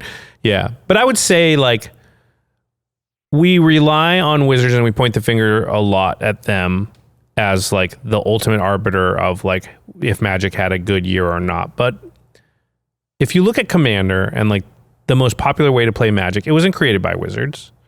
It's a grassroots effort over the course of a long time. Now, Wizards supports it now, but they kind of got on that wave once they already saw that it was, that wave was pretty big. And if you're not liking the direction of Magic, or you're not getting out of it what you want, like you do have the power in this world to innovate on your own and maybe make some things happen. Because I say that because we've seen that happen multiple times in the past. Commander's just sort of the biggest, example of that. Yeah, And Commander, Pauper, Canadian Highlander, all of these are like grassroots, popular formats that are designed because that's how people wanted to play. Yeah, Cube. Cube is a really big one. And I There know is lot a of people love- non-UB format for Commander that exists that is ready to be birthed into, right? It's waiting. It's Yeah, totally the there. correct alchemy of like whatever it is, how many cards you're allowed to have from what sets, whatever. That's all can be tinkered with, and it can be tinkered with by you. By you, yeah. And I think we are in need of that innovation now. I think I've been beating this drum for a little while, but I think, obviously Wizards makes the game, so they are always going to have a large amount of say in how it goes. But the most popular way to play that most people really, really love and enjoy was not created by them. So yeah, get out there and innovate. If you're not having as much fun, figure out what would make you have more fun and then create that and do that. Yeah. And I bet, people would be, there's enough players now where it feels like you could be able to find some people to be interested in going on that journey with you. Yeah. Yeah. I think a lot of people feel like something's lost. They're like mourning the Magic they knew. They're mourning the Commander they knew. And the thing I want to say is like, that isn't gone. There's more now, but like the format that you loved, the Commander that you remember is still inside Magic. You just have to cut off some of the extremities. Yeah. Like nothing has been lost. We've just gained stuff that isn't what you like. And I know that's not great. We've talked about a lot of problems with that, but I think everybody's sort of like feeling hurt right now. And it's like, there's still the Innistrad draft format. There's still Cube. There's still Vintage Cube. There's still like pre-EDH, which is like playing app before they started making products for Commander. There's tons of ways to play that are still inside of the greater Magic whole. Yeah, try them out. Yeah. Yeah. Up to you to find them. Yeah. All right. We've talked about a lot. But we're going to talk about what we think is the greatest failure, the greatest success of 2025 in just a second. Thank you for sticking with us. But before we get to that, if you want to pick up any Magic cards, if you want to start a format today's the day, go to cardkingdom.com/command. Build a cube. I have a vintage cube. We're working on building another cube. You buy a lot of cards. It's a really, really fun way to spend your evening. I think it's actually a great way for Commander players to like diversify their game nights. And get to feel something a little different. You can pick up all those cards from a place that has a ton of cards in one spot. And you can just paste the whole cube list directly into Card Kingdom. They'll give you a list of what they have in stock. You get to pick the versions, the foilings. Maybe you're a popper cube, you want the common printings. Maybe you're a foil cube and you want the fancy ones. Oh, wow. Secret Lair cube coming. Huh? Cool. Expensive. Buy from a place that has a ton of the cards you're looking for in one spot. And you support us while you're doing it at cardkingdom.com/command. You probably need sleeves as well if you're going to sleeve up a whole cube or even like a cube holder. ultrapro.com/command has all of those goodies. Card sorting trays, very essential if you're going to start building anything or just getting your collection under control. I've got all of my 4-row binders for my play sets. I've got the colors matching for stuff. You really have a lot of flexibility at ultrapro.com. That to me is like the most important part of making my collection feel like it's actually a part of me. It's like I could put it all into just nondescript binders or whatever, but Ultra Pro does give you that flexibility. And when it comes to playmats and deck boxes, sleeves, all that good stuff. So check it out, ultrapro.com/command. They also have great deals going on all the time. Like Josh said earlier, probably some really good deals that are going to roll around the moment the holiday season ends. Good bang for your buck. So yeah, ultrapro.com/command. All right, let's wrap this thing up. This will probably be pretty fast. We're going to start with the biggest failures from 2025. What do you think missed the mark by the most this year? I'll say the obvious one, Spider-Man. Booter boy. Yeah. Spider-Man for sure. It's really hard to argue anything else. But I do want to come back to the source material cards because I think they're such a whiff. Yeah, they're pretty ugly. I do not like them.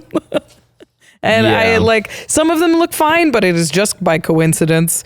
And I just want those to be revisited, please. Dear God. I think my biggest failure is actually the idea of Universes Beyond because Final Fantasy doesn't actually feel like a UB set. It feels like it's just a Magic set. But I think the damage that was done to why, how people feel about Universes Beyond is we're in a rough spot. I've never seen so much negativity and vitriol against UB. And I think that is something that Magic's going to have to take a long time to really recover from. And it just really relies on them just making hit after hit that doesn't have, because like one big misstep like Spider-Man, we've seen the repercussions it's had and it's pretty severe. So I think UB has a lot of damage control in their future here. All right. What do we think was the high of the high, the biggest success of 2025? Mine is just, I think Commander feels pretty good. I'm happy that it wasn't shaken up so badly by the Wizards taking over and all of that hubbub. So I'm just happy that it's in a good place. I've had a lot of really great Commander games this year. The bracket system, I think, is a really good spot. So I would say overall, I would classify that as my biggest success if I wasn't looking towards like the individual sets.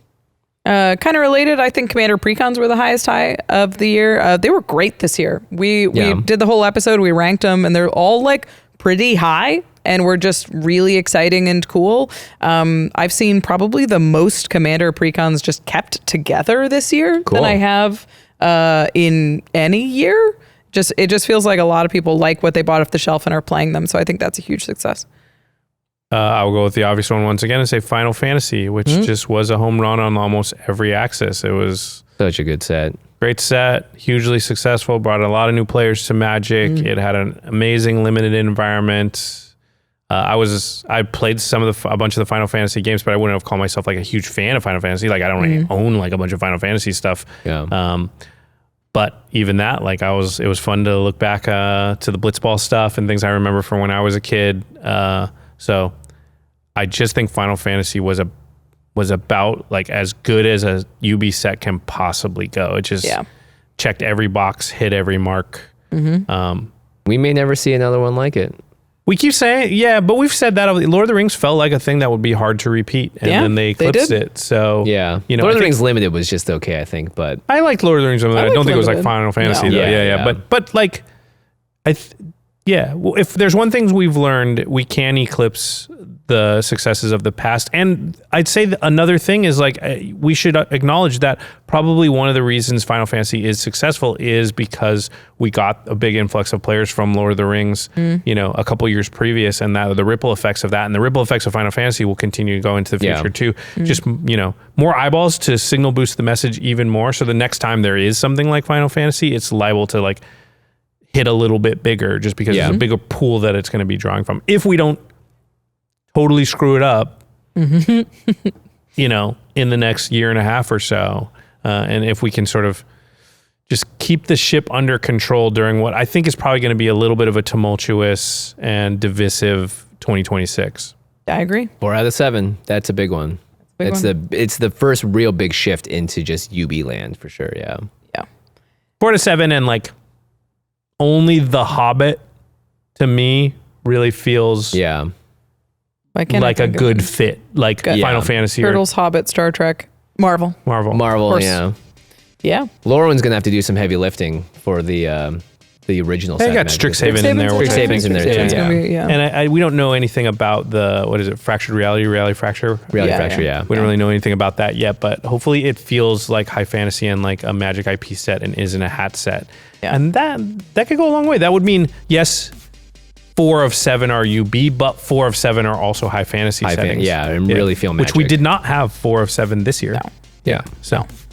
Yeah, we'll see. 2026 still to come. This has been a really long episode, so we got to say a huge thank you to our team that made this episode possible. The holidays are a really busy time for the podcast. We try and put out some really big, well-researched stuff for you. So give a thanks down in the comments below to the team. Thank you to Sebastian Salazar, Karina Cruz, Gaurav Galati, Jamie Block, Jordan Pridgeon, Jake Boss, Becky Bell, Rachel Kendra, Eric Lem, Manson Lung, Josh Murphy, Evan Liberger, and Sam Waldo. Bless them all. Thank you so much for your hard work, everyone. All right, everybody. Happy holidays. Happy holidays. Yep. And play some more Magic. Yeah, let's do it. Go draft. Peace. Bye-bye.